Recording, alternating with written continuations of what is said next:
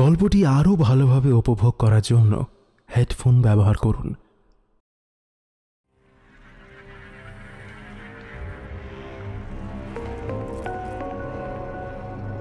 Welcome to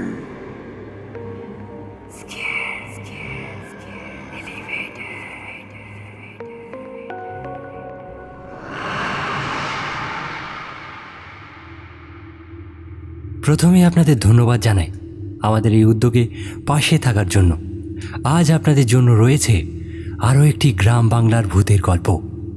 তবে আজকের গল্পটা একটু অন্যরকম। আজ যেটা শুনবেন সেটা এক মায়ের তার ছেলের ওপর হওয়া অন্যায়ের প্রতিশোধের গল্প। শুনতে থাকুন আজকের গল্প অনুশ্রী চ্যাটার্জির কলমে ওরা এসেছে।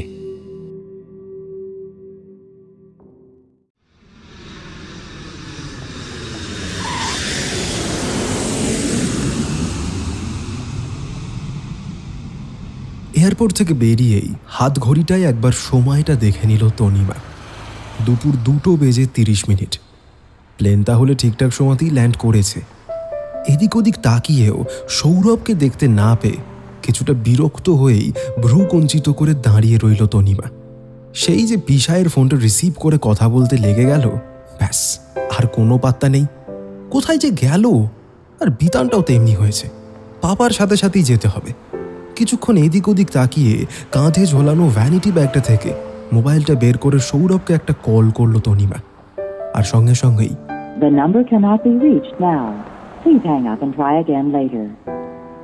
বলে কেটে গেল ফোনটা। এইভাবে চুপচাপ লাগেজগুলো নিয়ে একা দাঁড়িয়ে থাকতে বড্ড অস্বস্তি লাগছে ওর। সৌরভের এই এক অভ্যেস, একবার যদি পরিচিত বা আত্মীয় স্থানীয় কারুর সাথে কথা বলতে শুরু করে তো সে আর থামতেই চায় না। আর বিষয়ের সাথে তো একটু পরে গিয়েই দেখা হবে, তখন না হয় জমিয়ে সুখ দুঃখের গল্প করত। আর তার উপর আবার এতটা দূরের রাস্তা, যেতেই তো নাকি 3.5 ঘন্টা না 3 ঘন্টা সময় লেগে যাবে। পিসিমণি আসার আগে বারবার ফোনে বলে দিয়েছিল সন্ধ্যের আগে যেন পৌঁছে যাই আমরা। এইসব ভাবতে ভাবতে তনিমা পেছনে মুখ ফিরেই দেখে সৌরভ বিতানের হাত ধরে হন্তদন্ত হয়ে এগিয়ে আসছে ওর দিকে। সামনে এসে দাঁড়াতেই তনিমা তীক্ষ্ণ স্বরে বলে উঠল, এতক্ষণ কোথায় ছিলে? হ্যাঁ, ফোনটাও সমানে ব্যস্ত আসছে। কখন থেকে এইভাবে চুপচাপ দাঁড়িয়ে আছি বলো তো? সৌরভ পকেট থেকে রুমালটা বার করে কপালের ঘাম মুছতে মুছতে বলল, আই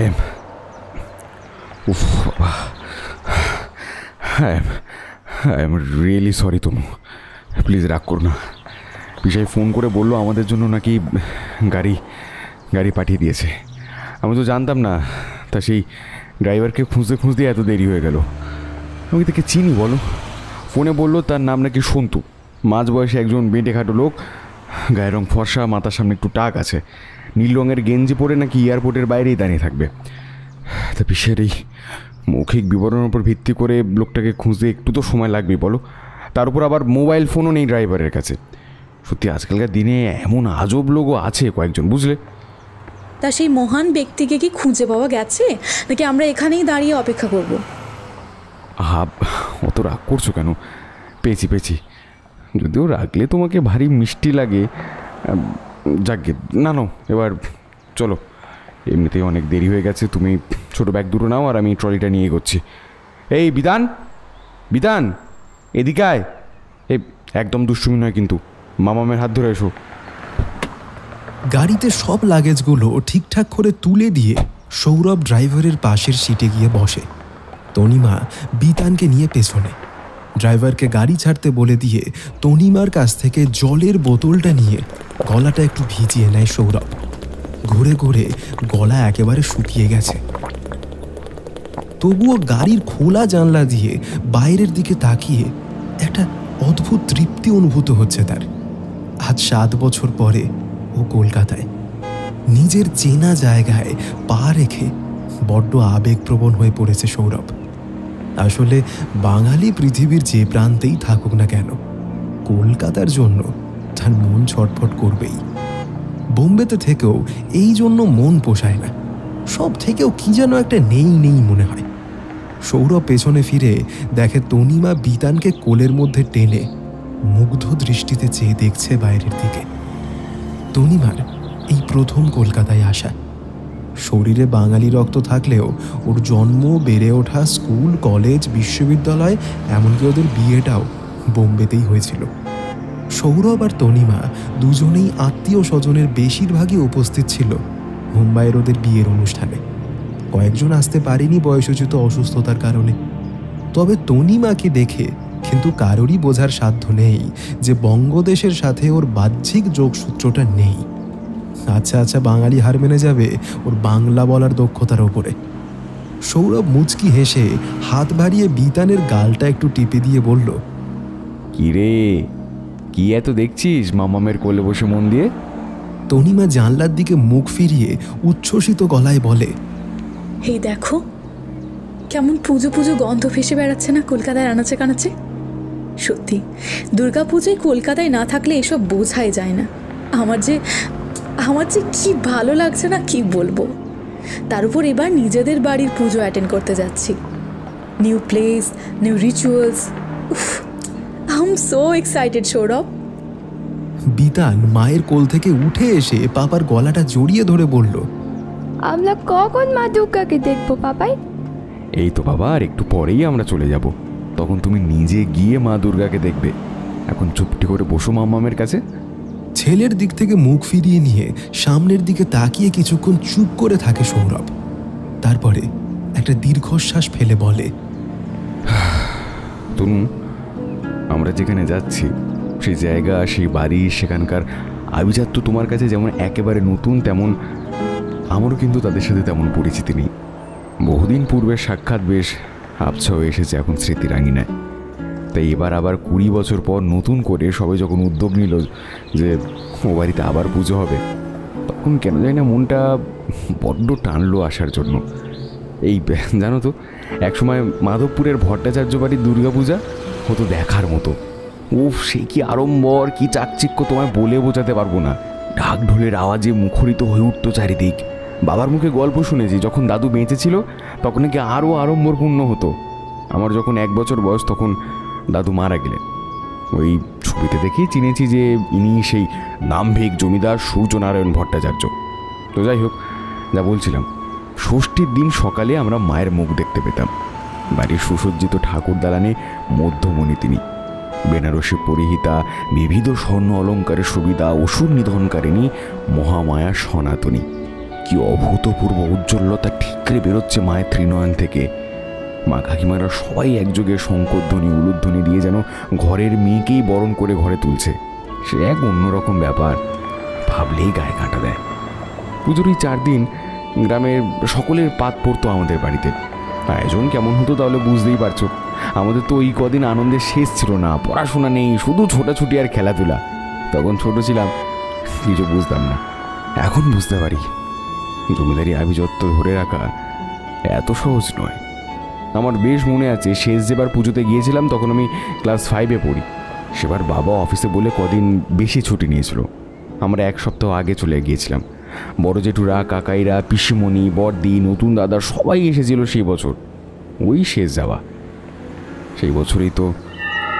কথাটা বলতে গিয়ে গলাটা কেঁপে যায় সৌরভের। কেমন একটা গুম মেরে চুপ করে যায় ও। তনিমা এতক্ষণ মন দিয়ে শুনছিল সৌরভের কথাগুলো। অকস্মাৎ ওর চুপ করে যাওয়ায় একটু অবাক হয়ে পেছনের সিটের থেকে সামনের দিকে মুখ বাড়িয়ে সৌরভের কাঁধে একটা হাত রেখে বলে, কি হলো? হঠাৎ বলতে বলতে চুপ করে গেলে যে? শরীর খারাপ করছে নাকি? একটু জল খাবে? সৌরভ মুখ তুলে একটু ইতস্তত করে হেসে বলে, আরে না না, কিছু হয়নি। বর্দার কথা বড্ড মনে পড়ছে আজ। তোমাকে বলেছিলাম তো, শেষ যেবার ও বাড়িতে পুজো হয়েছিল সেবারই একাদশীর দিন বর্দা অসুখে মারা গিয়েছিল। ও বাড়িতে যাওয়ার পর থেকে বেশ কিছুদিন ধরে ভুগছিল বর্দা। পুজোর কদিনও তেমন উঠতে পারেনি বিছানা থেকে। আমি গিয়ে ডাকলে শুধু মুখ বাড়িয়ে বাইরে দেখত। একটা করে দিন পেরোতে থাকলো আর ওর মুখটাও যেন আরও ফ্যাকাশে হয়ে যেতে লাগলো। সেই অবস্থায় কলকাতায় নিয়ে যাওয়া সম্ভব নয় দেখে বড় জেঠু কলকাতা থেকে বড় ডাক্তার আনিয়েছিল, কিন্তু কোনো ওষুধ, ইঞ্জেকশনও জ্বর সারছিল না কিছুতেই। ওর জীর্ণ দেহটা ক্রমশ বিছানার সাথে মিশে গেছিল একেবারে। সেবারে পুজো যা হোক করে নামমাত্র হয়েছিল। বড় মা সারাটা দিন না খেয়ে দিয়ে শুধু ঠাকুর দালানে মায়ের কাছে পড়ে কাঁদত। কেমন পাগল পাগল হয়ে গিয়েছিল মানুষটা। বরদার সে অবস্থা থেকে বাড়ির সবার স্নান খাওয়া উঠে গেছিল। সে কি খারাপ দিন গেছে শুধু শুধু আমরাই জানি। জানো তো তনু, বরদাকে গ্রামে সবাই ভালোবেসে সাহেব বলে ডাকত। যেমন রূপ তেমন মিশুকে স্বভাব, সবার সাথে এক গাল হেসে কথা বলতো। তাই বরদা মারা যেতে আমাদের গ্রামে এমন কেউ ছিল না যে চোখের জল ফেলেনি। ও সকলের চোখের মনি ছিল। ওই ঘটনার পর থেকে বড় মা সেই যে নিজেকে ঘরবন্দি করে নিল, না কারোর সাথে কথা বলে, না আর কোনো দিকে খেয়াল আছে। মানুষটা পাথর হয়ে গেল একেবারে। অথচ এই বড় মাই একসময় কত হই হুল্লোড় করতো, মজা করতো, মাতিয়ে রাখতো বাড়ি। মা বকুনি দিলে বড় মার কোলের মধ্যে গিয়ে লুকিয়ে পড়তাম। আসলে সন্তান সুখের থেকে বড় কষ্ট আর বোধহয় কিছু হয় না। বড় জেঠু যে বড় মাকে নিয়ে আবার পুজোতে আসবে আমি ভাবতেই পারিনি তো। আর মানতে না পারলেও এটা তো সত্যি যে ওটা একটা দুর্ঘটনা ছিল, আমাদের কারুর হাতে নেই। মেনে নেওয়া ছাড়া আর কেই বা কি করতে পারে। কথাগুলো বলে একটা দীর্ঘশ্বাস ফেলে ভারী গলায় সৌরভ বলল, আসলে ছোটবেলার গল্প করছিলাম তো, তাই সেসব কথা মনে পড়ে একটু ইমোশনাল হয়ে পড়েছিলাম, আর কিছুই নয়। আমি ঠিক আছে। তনিমা তেমনই চিন্তিত চাপা কণ্ঠে বলল, এই একটু আগে তুমি উদাস গলায় বলছিলে না যে সেই বছরে কি সৌরভ, কি হয়েছিল আসলে? অন্য কোনো ব্যাপার নয় তো? এর আগেও অনেকবার তো ও বাড়ি নিয়ে গল্প করতে করতে তুমি হঠাৎই কিছু একটা বলতে গিয়েও চুপ করে গেছো। মনে হয়েছে কিছু আড়াল করার চেষ্টা করছো। কি সেটা? সৌরভ গলা ঝেড়ে জোরে হেসে উঠে বলল, দূর, কোথায় কি আর লুকোনোরই বাকি আছে। কতদিন পর যাচ্ছি, তাই প্রচণ্ড এক্সাইটমেন্টে বোধহয় বাক্যহারা হয়ে পড়েছি। আর বড়রা কেউই ও বাড়ি নিয়ে অনেক বছর ধরে তেমন কোনো আগ্রহ দেখায়নি। প্রত্যেকের মনে একটা চাপা কষ্ট রয়েছে, তাই আমরাও বেশি আলোচনা করি না। তুমি আবার একটু বেশি ভাবো। ওসব বাদ দিয়ে প্ল্যান করো এখন পুজোর কদিন কেমন সাজগোজ করবে। যদিও আমার বউ এমনিই সুন্দরী, না সাজলে সবাই হাঁ করে তাকিয়ে থাকবে, যেমন আমি থাকি সবসময়। তনিমা সৌরভের কথায় মুচকি হেসে ওর হাতে আলতো করে একবার টোকা মেরে জানলার দিকে মুখ ফিরিয়ে নেয়। কিছুক্ষণ দুজনেই চুপচাপ হয়ে যায়। গাড়ির খোলা জানলা দিয়ে বেশ ফুরফুরে হাওয়া ঢুকছে। সিটে হেলান দিয়ে শরীরটা একটু এলিয়ে দেয় সৌরভ। তনিমা পেছনে বসে নরম গলায় একটা গুনগুন করে গান ধরেছে অনেকক্ষণ ধরে। খুব আস্তে হচ্ছে, কিন্তু শুনতে ভারী ভালো লাগছে। মাঝে মাঝে একটু থেমে যাচ্ছে, আবার গাইছে। ঠিক যেমন বাচ্চাকে ঘুম পাড়ানোর সময় মায়েরা লালাবাই গিয়ে শোনায়, ঠিক তেমনই শুনতে লাগছে। এই জন্যই হয়তো বাচ্চারা ঘুম পাড়ানি গানে এত তাড়াতাড়ি ঘুমিয়ে পড়ে। বিতানকেও বুঝি এই লালাবাইটা গিয়েই ঘুম পাড়ায় তনিমা। সৌরভের কেমন একটা ঘোর লেগেছে ওই সুরটায়। শরীরটা অলস হয়ে আসছে কিরকম। হঠাৎই মোবাইলটা বেজে উঠতেই ঘোর কেটে চমকে উঠে পড়েও। তনিমাও চুপ করে গেছে। সিটে সোজা হয়ে উঠে বসে ব্যাগ থেকে মোবাইলটা বার করে সৌরভ ফোনটা রিসিভ করে বেশ আনন্দিত গলায় বলল, হ্যাঁ বলো জেঠু, আমরা গাড়ি নিয়ে রওনা দিয়েছি। এই প্রায় 40 মিনিটের ওপর হতে চললো। না কোনো অসুবিধা হয়নি, সব লাগেজ ঠিকঠাক মতোই গাড়িতে তুলেছি। তুমি কোনো চিন্তা করো না, খানিকক্ষণের মধ্যেই তোমরা দেখো না পৌঁছে যাচ্ছি। হ্যাঁ বিতান, হ্যাঁ তোমার নাতি বৌমা সব ঠিক আছে। তারা খুব উৎসাহী, কখন পৌঁছাবে শুধু এই ভাবছে। সন্ধ্যার আগেই আমরা পৌঁছে যাচ্ছি, বুঝলে? তুমি কিছু ভেবো না, ও ঠিক চিনে চলে যাবো। গুগল ম্যাপ তো আছে, আর ড্রাইভার দাদা তো ওখানকারই লোক, কোনো অসুবিধা হবে না। কথাটা বলেই ড্রাইভারের সিটের উপরে লাগানো ছোট্ট আয়নাটার দিকে চোখ চলে যায় সৌরভের। চালকের মুখটা প্রতিফলিত হচ্ছে সেখানে, আর তার সাথেই পেছনের সিটে বসে থাকা তার বছর 5 ছেলে বিতানকেও দেখা যাচ্ছে ওই আয়না থেকে। সৌরভ স্পষ্ট লক্ষ্য করল লোকটা গাড়ি চালাচ্ছে আর মাঝে মাঝে একবার করে আয়নার দিকে চোখ তুলে আর চোখে দেখে নিচ্ছে বিতানকে। সৌরভ পেছনে মুখ ফিরিয়ে দেখল বিতান এক মনে নিচু হয়ে একটি পাজল বক্স খুলে পাজল সলভ করার চেষ্টা করছে। তনিমা সিটে হেলান দিয়ে তেমনই চোখ বন্ধ করে বসে রয়েছে। সেদিক থেকে মুখ ফিরিয়ে নিয়ে ফোনটা কেটে দিয়ে জানলার বাইরে তাকিয়ে একটু গলা খাঁকরি দিয়ে সৌরভ বলে ওঠে, তা সন্তুদা, গাড়ি চালাচ্ছেন কতদিন হলো? না মানে বেশ ভালো গাড়ি চালানোর হাত আপনার। নিজের গাড়ি বুঝি? এই প্রথম ড্রাইভার মুখ খুলল, একটু ধরা গলায় বলল, না, আমার গাড়ি নয়, আমি ভাড়ায় খাটি। নিজের গাড়ি হলে তো হয়েই যেত। গ্রামের দিকে তেমন রোজগার নেই, তাই কলকাতাতে আসি। সৌরভ একটু চুপ করে থেকে বলল, ও আচ্ছা, তা তোমার বাড়িও কি মাধবপুরে? যদিও আমার তেমন মনে নেই, বলতে গেলে চিনি না ওখানকার রাস্তাঘাট, পাড়া, বাজার কোথায় কি আছে। ড্রাইভার আগের মতোই গম্ভীর ধরা গলায় বলল, হ্যাঁ, ওখানেই থাকি, আপনাদের বাড়ির কাছাকাছি।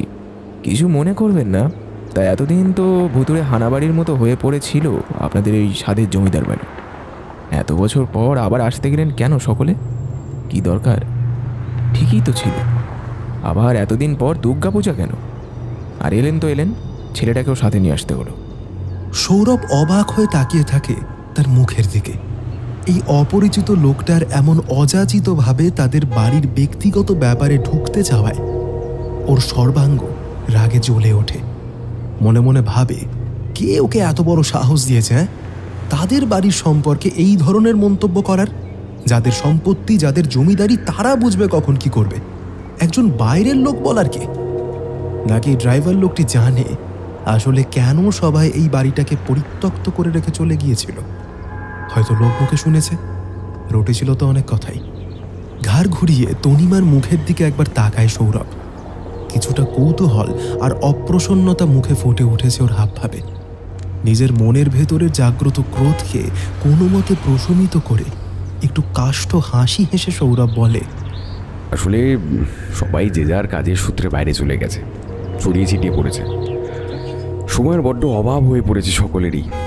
তাই এত বছর পর আবার সব আত্মীয় স্বজন এক জায়গা হয়ে একটু আনন্দ হই হুল্লোড় করতেই আয়োজন। ড্রাইভার আর কোনো কথা বলল না, শুধু আর চোখে একবার সৌরভের দিকে তাকিয়ে আবার গাড়ি চালানোয় মন দিল। কলকাতার যানজট কোলাহল পেছনে ফেলে ওরা এখন শান্ত নির্মল গ্রাম্য পরিবেশের সান্নিধ্য লাভ করেছে। সতেজ বাতাস আর চারিপাশে সবুজের সমারোহে যেন প্রাণের স্পন্দন শুনতে পাচ্ছে তনিমা। যেন মনে হচ্ছে প্রাণ ভরে শুষে নেয় এর সমস্ত রূপ, রস, গন্ধ। এই পরিবেশ ওর আগে দেখার সৌভাগ্য হয়নি। পরন্তু বিকালের হালকা রোদের আভা ছড়িয়ে পড়ছে পথে প্রান্তরে।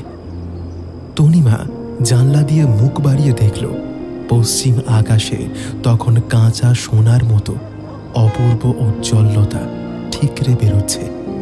মৃদু বাতাসে রাস্তার দুপাশে সারি সারি শুভ্র কাশবন যেন শরতের আগমনী সুরের মুখরতায় দুলে উঠছে বারবার। কি অভূতপূর্ব ঐশ্বরিক সৌন্দর্য! বিতানো মায়ের কোলে উঠে বাইরে মুখ বাড়িয়ে দেখছে এই নতুন পরিবেশের মাধুর্য। ড্রাইভার আগের মতোই ভারী গলায় গাড়ি চালাতে চালাতে বলল, ছোটবাবু, মাধবপুরের চৌহদ্দির মধ্যে আমরা ঢুকে গেছি। চারিদিকটা ভালো করে দেখুন, পথঘাট কিছু চিনতে পারছেন কিনা, নাকি সবই ভুলেছেন? অবশ্য সেটাই হওয়ার কথা। এই পাড়াগাঁয়ের কথা কেই বা মনে রাখে। ড্রাইভারের কথায় সৌরভ গাড়ির জানলা দিয়ে মুখ বার করে চারদিকে তাকায়। না, কিছুই চিনতে পারছে না। মনে মনে ভাবে, স্মৃতিরা দোষ কি? এখানকার পাট তো সেই কবেই চুকেছে। তো কিরকম একটা অদ্ভুত আনন্দ অনুভূত হচ্ছে ওর এখন। বহুদিন বিদেশ বিভুঁইয়ে কাটিয়ে ঘরের ছেড়ে ঘরে ফিরলে যেমনটা হয়, ঠিক তেমনই ছেলেবেলায় সেই হারিয়ে যাওয়া খুশির রেশ যেন ধীরে ধীরে ছড়িয়ে পড়ছে মন জুড়ে। শুধু কি আনন্দ! সৌরভের চোখের পাতা দুটো হঠাৎই থরথর করে কেঁপে উঠল। একটু আগেই মনের মধ্যে উদিত হওয়া এক আকাশ সমান খুশির মাঝে কোথা থেকে বিষাদের কালো মেঘ এসে ঢেকে দিল চারদিক। পরন্তু বিকালের সেই মায়াময় সৌন্দর্য আর চোখে পড়ছে না সৌরভের। ওর অবচেতন মন এখন চলে গেছে অনেকগুলো বছর আগের ফেলে আসা বিভীষিকাময় একদিনে। সেদিনও এমন সন্ধে নেমেছিল, পরন্তু বিকেল গড়িয়ে উঠোনে বারান্দায় পুরো বাড়ি জুড়ে আঁধারের আনাগোনা। সাঁঝের প্রদীপ তখনও জ্বলেনি। হঠাৎই কানের পাশ দিয়ে বয়ে চলা হাওয়ায় শব্দ তরঙ্গের সাথে মিশে বহু দূর থেকে ও কাদের কান্না মিশ্রিত বুক ফাটা আর্তনাদ যেন স্পষ্ট স্বরে ভেসে আসছে। কারা কাঁদছে এমন করে? দুহাতে নিজের কান দুটোকে চেপে ধরে সৌরভ, তবুও যেন কিছুতেই আটকানো যাচ্ছে না সেই আওয়াজ। ও কি অসহ্য, কি অসহনীয়! কোন রকমে শরীরের সবটুকু শক্তি সঞ্চয় করে জানলার ধার থেকে মুখ ফিরিয়ে নেয়। গাড়ির কাঁচ তুলে দেয় সৌরভ। হাত দুটো টকটক করে কাঁপছে ওর। কপাল থেকে ঘাম এসে গড়িয়ে পড়ছে কানের পাশ বেয়ে।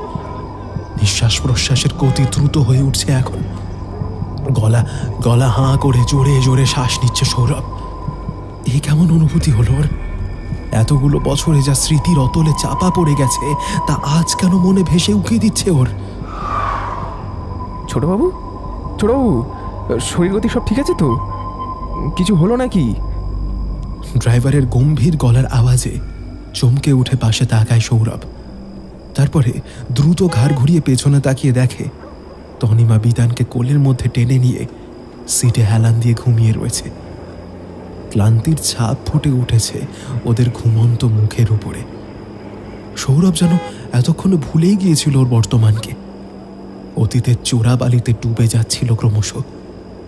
নিজের মনকে ধীরে ধীরে আশ্বস্ত করেও ব্যাগ থেকে জলের বোতলটা বার করে 2 ঢোক জল খেয়ে ক্লান্ত স্বরে বলে, সন্তুদা কত দূর এলাম গো? একেবারে সন্ধে হয়ে গেল যে। কত দেরি আর? ছোটবাবু দেখছি সত্যিই সব বলেছেন, এখনো চিনে উঠতে পারলেন না? এই তো সামনের 3 মাথার মোড় থেকে বাঁ দিকে ঘুরলেই তো। শরীরটা আগের থেকে অনেকটা চাঙ্গা হয়ে উঠেছে এখন। দেখতে দেখতে ওদের গাড়ি 3 মাথার মোড় ঘুরে বাঁ দিকে বেঁকে এসে থামল জং ধরা এক বিশাল বড় লোহার গেটের সামনে। গাড়ির ভেতরে বসেই সৌরভ কিছুক্ষণ স্থির দৃষ্টিতে তাকিয়ে রইল সামনের দিকে।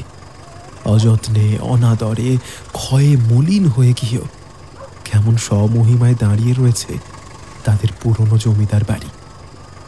আলোর রোশনায়ে চারদিক আবার সেজে উঠেছে নতুন করে। গেটের দুপাশে পোতা কলা গাছে সিঁদুরের প্রলেপ মাখানো। সন্তু গাড়ির দরজাটা খুলে নামতে নামতে বলে, ছোটবাবু, আমি গিয়ে ভেতরে খবর দিয়ে আসি। কর্তাবাবুরা গিন্নিমারা নিশ্চয়ই চিন্তা করছে। দিদিমণি আর বিতান বাবা বোধহয় ঘুমিয়ে পড়েছে। আপনারা ধীরে সুস্থে নামুন, আমি ভেতরে খবর দিয়ে এসে আপনাদের সমস্ত ব্যাগপত্র ঘরে দিয়ে আসি। সন্তু ব্যাগগুলো নিয়ে ভেতরে যেতে যেতে সৌরভ পেছনে ফিরে তনিমার হাতে একটা আলতো চাপ দিয়ে ডেকে বলল, তনিমা, এই তনিমা, ওঠো। তনিমা, এই আমরা চলে এসেছি। দেখো বাড়ির সামনেই দাঁড়িয়ে আছি। বিতানকে ডাকো। খুব তো লাফাচ্ছিল কখন যাব করে, আর এখন দেখো একদম নেতিয়ে পড়েছে। তনিমা উঠে বসে আলতো হাতে চোখ দুটো একবার কচলে হাই তুলতে তুলতে সামনের দিকে তাকালো। ওর ক্লান্ত চোখ দুটো ধীরে ধীরে উজ্জ্বল হয়ে উঠছে। সেই কবে থেকে অধীর আগ্রহে অপেক্ষা করে থেকেছে এই দিনটার জন্য। এতদিন শুধু এই বাড়ির উজ্জ্বল ইতিহাস, আভিজাত্য এইসবের গল্প শুনে এসেছে। এবারে এই ভজ্জাজ বাড়ির একজন সদস্যা হয়ে উপভোগ করবে বাড়ির পুজোর আনন্দ।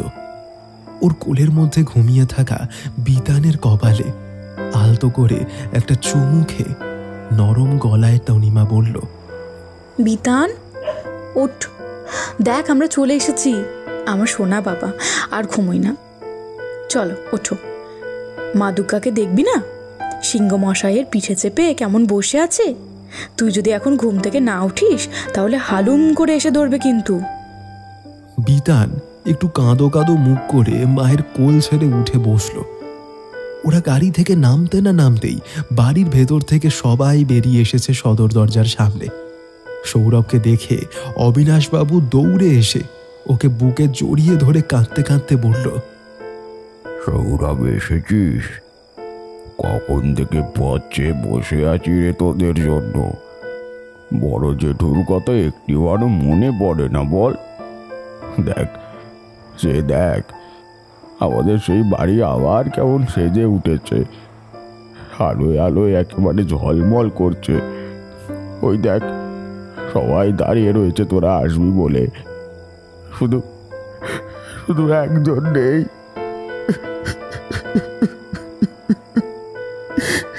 শুধু একজন নেই।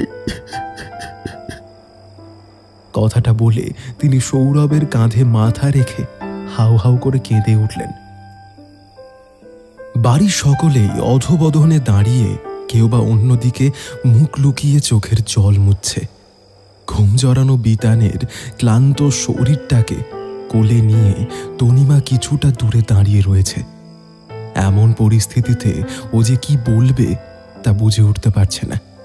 সৌরভের মা প্রতিমা দেবী বাড়ির সবার মাঝেই দাঁড়িয়েছিলেন। তিনি এগিয়ে এসে বললেন, দাদুভাই তো দেখছি একেবারে ঘুমিয়ে পড়েছে, দাও ওকে আমার কোলে দাও। তুমি বরং যাও, বড়জেঠুকে গিয়ে প্রণাম করো। বড়জেঠুর সাথে তো তোমার আগে দেখা হয়নি, বাড়ির অনেকেই তোমাকে দেখেনি এখনো। যাও মা, সবার সাথে গিয়ে কথা বলো।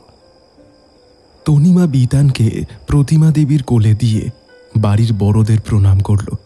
সৌরভের ছোট কাকার দুই মেয়ে ইভিয়া আর মৌলি কিছুটা দূরেই দাঁড়িয়েছিল। ইভিয়া এগিয়ে এসে সৌরভের হাতে একটু আলতো ধাক্কা মেরে বলল, বাবা, বৌদি ভাই যে আমাদের দেখতেই পাচ্ছে না, শুধু তখন থেকে বড়দের মধ্যে থাকলে হবে? ননদিনীদের সাথেও তো একটু আড্ডা দিতে হবে নাকি? তোমাদের বিয়ের সময় তো আমি যেতেই পারিনি, তবুও এই সোশ্যাল মিডিয়ার সুবাদে একটু কথাবার্তা হয়েছে কয়েকবার। এবার একসাথে হয়েছি, খুব মজা করব কিন্তু সবাই মিলে।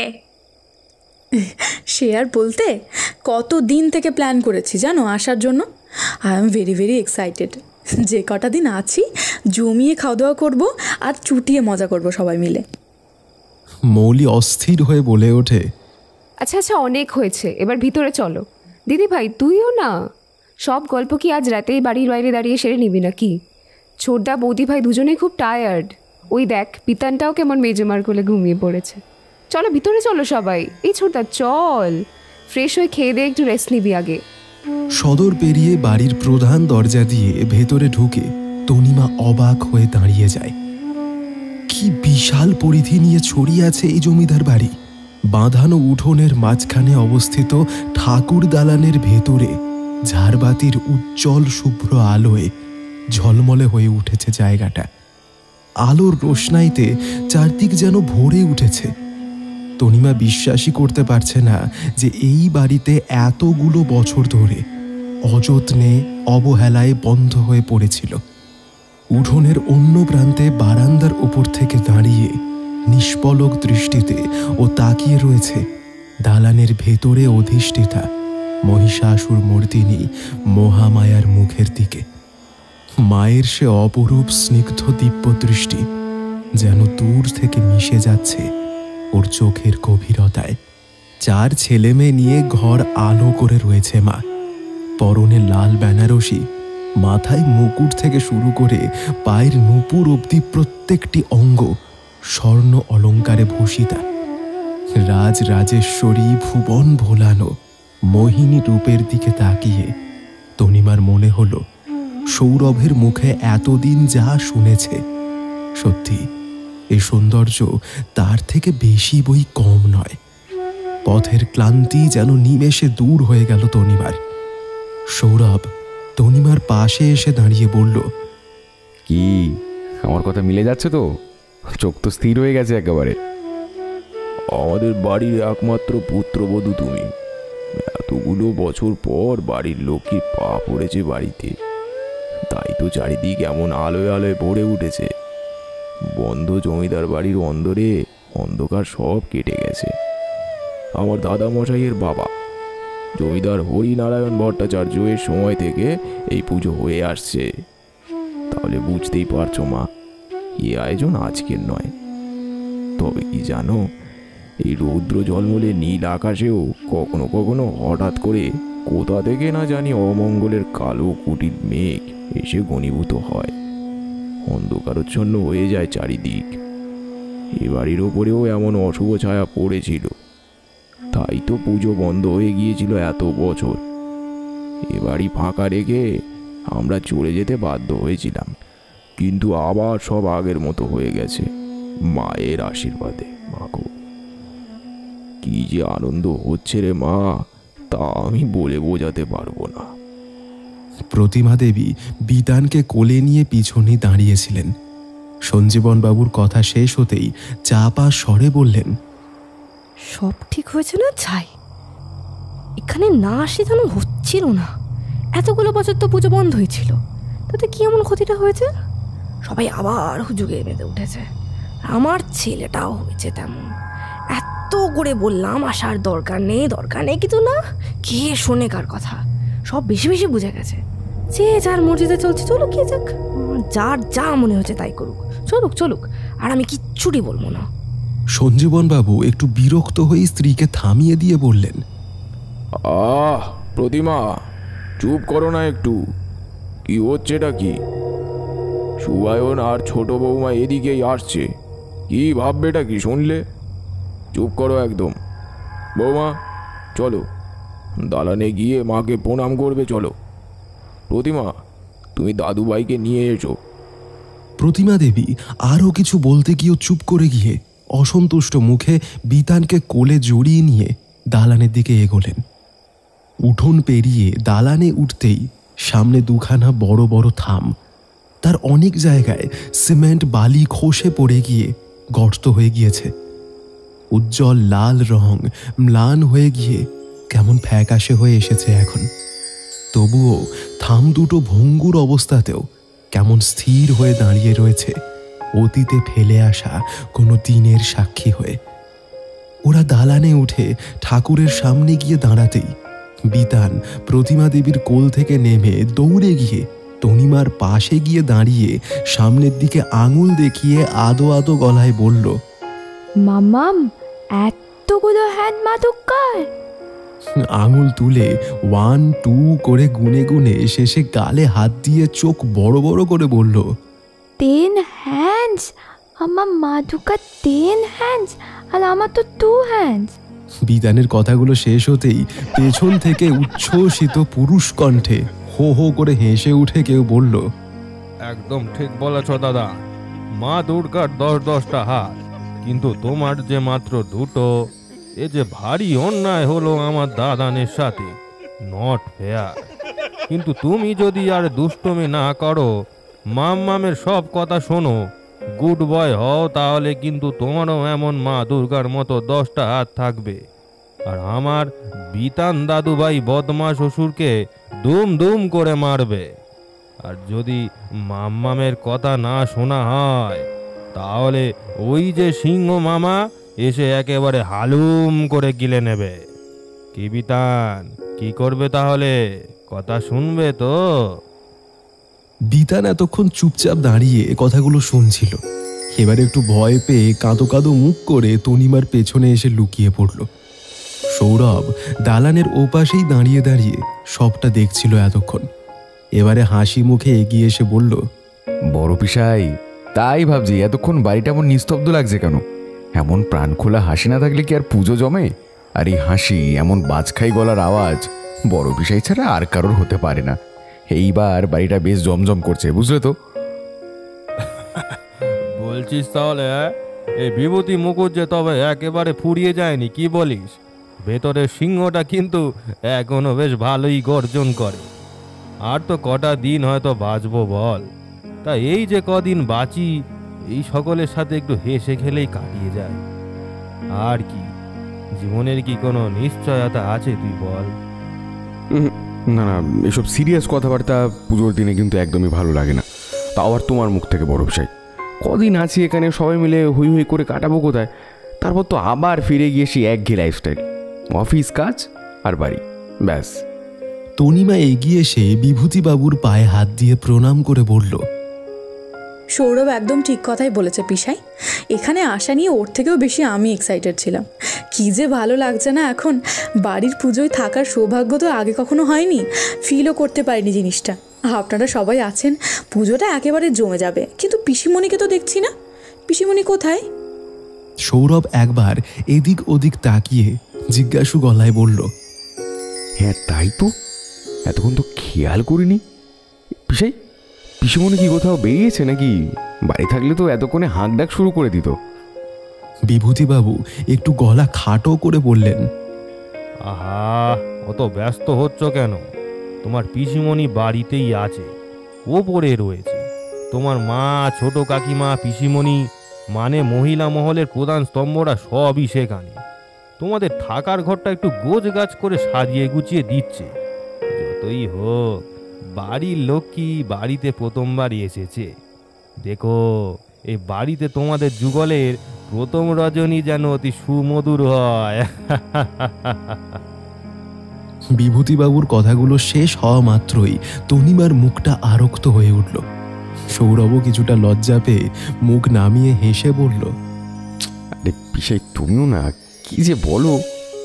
বিভূতিবাবু ওকে থামিয়ে দিয়ে বলে ওঠে, আরে আমার যদি এই বয়সেও মনে এত রং লাগে, তবে তোমরা তো সবে মাত্র প্রস্ফুটিত কাননের মধু আহরণকারী প্রজাপতি হে। এত লজ্জা পেলে চলবে কি করে? বলেই সভঙ্গিতে আবার অট্টহাস্যে ফেটে পড়লেন তিনি। বিভূতিবাবুর থেকে কিছুটা দূরে দাঁড়িয়েছিলেন সঞ্জীবন বাবু। এবারে তিনি একটু গলা খাঁকরানি দিয়ে বললেন, আহ বিভূতি, এই সব বলছো? বয়স কি তোমার কমছে নাকি? স্থান কাল বিবেচনা না করে ঠাট্টা আর কি করার অভ্যাসটা তোমার গেল না দেখছি। বৌমার সামনে কথাবার্তা একটু সংযম রাখো। মৌলি বারান্দা থেকে নেমে দালানের দিকে আসছিল। সঞ্জীবন বাবু তাকে দেখে বললেন, এই মৌ, যা তো, তোর বৌদি আর দাদাভাইকে নিয়ে উপরে যা। কতটা পদ এসেছে, খেয়ে দিয়ে বিশ্রাম করুক। উপরে তোর মা কাকিমাদের ঘরদোর গোছানো গাছানো হলো নাকি? সব কি যে করে না। যাও বৌমা, তুমি মৌলির সাথে ওপরে তোমার ঘরে যাও। চোখে মুখে জল দিয়ে কিছু মুখে দাও দেখি। সব যে কি করছে ওপরে, আমি যাই দেখি। শুভটা কোথায় গেল? কয়েকটা জিনিস এখনো আনা বাকি। এই বাবু, তুই একটু বিশ্রাম নিয়ে আমার সাথে বাজারে যাস তো। সৌরভ সম্মতিসূচকভাবে মাথা নেড়ে উঠোনের পাশের ওদিকে পুরনো কলঘরটার দিকে এগোল। মৌলি বিভূতিবাবুর দিকে ফিরে তাকিয়ে বলল, পিসাই, তুমি বরং এখন এদিকটায় থাকো। সাজানো গোছানো কোথায় কি বাকি আছে পিসিমণি তোমাকে একটু দেখে নিতে বললো। আমি বৌদি ভাই আর বিতানকে নিয়ে উপরের ঘরে যাই, বুঝলে? চওড়া উঠোন পেরিয়ে সামনের লম্বা বিস্তৃত বারান্দার এক পাশ দিয়ে সিঁড়ি দোতলায় উঠে গেছে। পুরনো দিনের উঁচু খাড়াই সিঁড়ি, ওঠার সময় তাই বেশ সচেতনতা অবলম্বন করতে হয়। তনিমা বিতানকে কোলে নিয়ে খুব সাবধানে মৌলির পেছনে পেছনে ওপরে উঠতে থাকে। কেবল একটাই কথা বারে বারে মনের মধ্যে ঘুরে ফিরে আসছে ওর। ওদের বাড়িতে আসার খবর শুনেও পিসিমণি একটিবারের জন্য নিচে নামলেন না, অথচ পিসিমণি নিজে ওকে ফোন করে বারবার রিকোয়েস্ট করেছে পুজোয় আসার জন্য। এমনকি আজ সকালেও কথা হলো। তাহলে এতক্ষণ ওপরে কি এমন কাজ করছে? তাছাড়া মা, ছোট কাকিমা সেই কখন উঠে গেছে ওপরে। একটা ঘর গোছাতে এতজন দরকার লাগে নাকি? তনিমা বেশ অবাক লাগে বিষয়টা। দোতলার বারান্দায় উঠে বিস্মিত হয়ে চারদিকে তাকায়ও। সত্যি রুচিশীল জমিদারি আভিজাত্য বোধহয় একেই বলে। এতদিন এমন জমিদার বাড়ির বর্ণনা ও গল্পের বইয়ে আর ইতিহাসের পাতায় পড়ে এসেছে, সিনেমাতে, ওয়েব সিরিজে দেখেছে, কিন্তু এখন এমন সামনাসামনি চাক্ষুষ করায় একটা অদ্ভুত অনুভূতি তৈরি হচ্ছে ওর মধ্যে। দেওয়ালে ঝোলানো অপূর্ব সব পেন্টিংগুলো ওই সৌন্দর্যকে আরও কয়েক গুণ বাড়িয়ে তুলেছে। কয়েকটা ছবি অল্প স্বল্প নষ্ট হয়ে যাচ্ছে বটে, বাঁধানো কাঠের ফ্রেমের চকচকে রং ম্লান হয়ে গিয়ে ফিকে হয়ে গেছে তার ঔজ্জ্বল্যতা। বারান্দার সামনের বড় ঘরটাকে দেখিয়ে মৌলি বলল, এসো বৌদি ভাই, ওরা সবাই এই ঘরে আছে।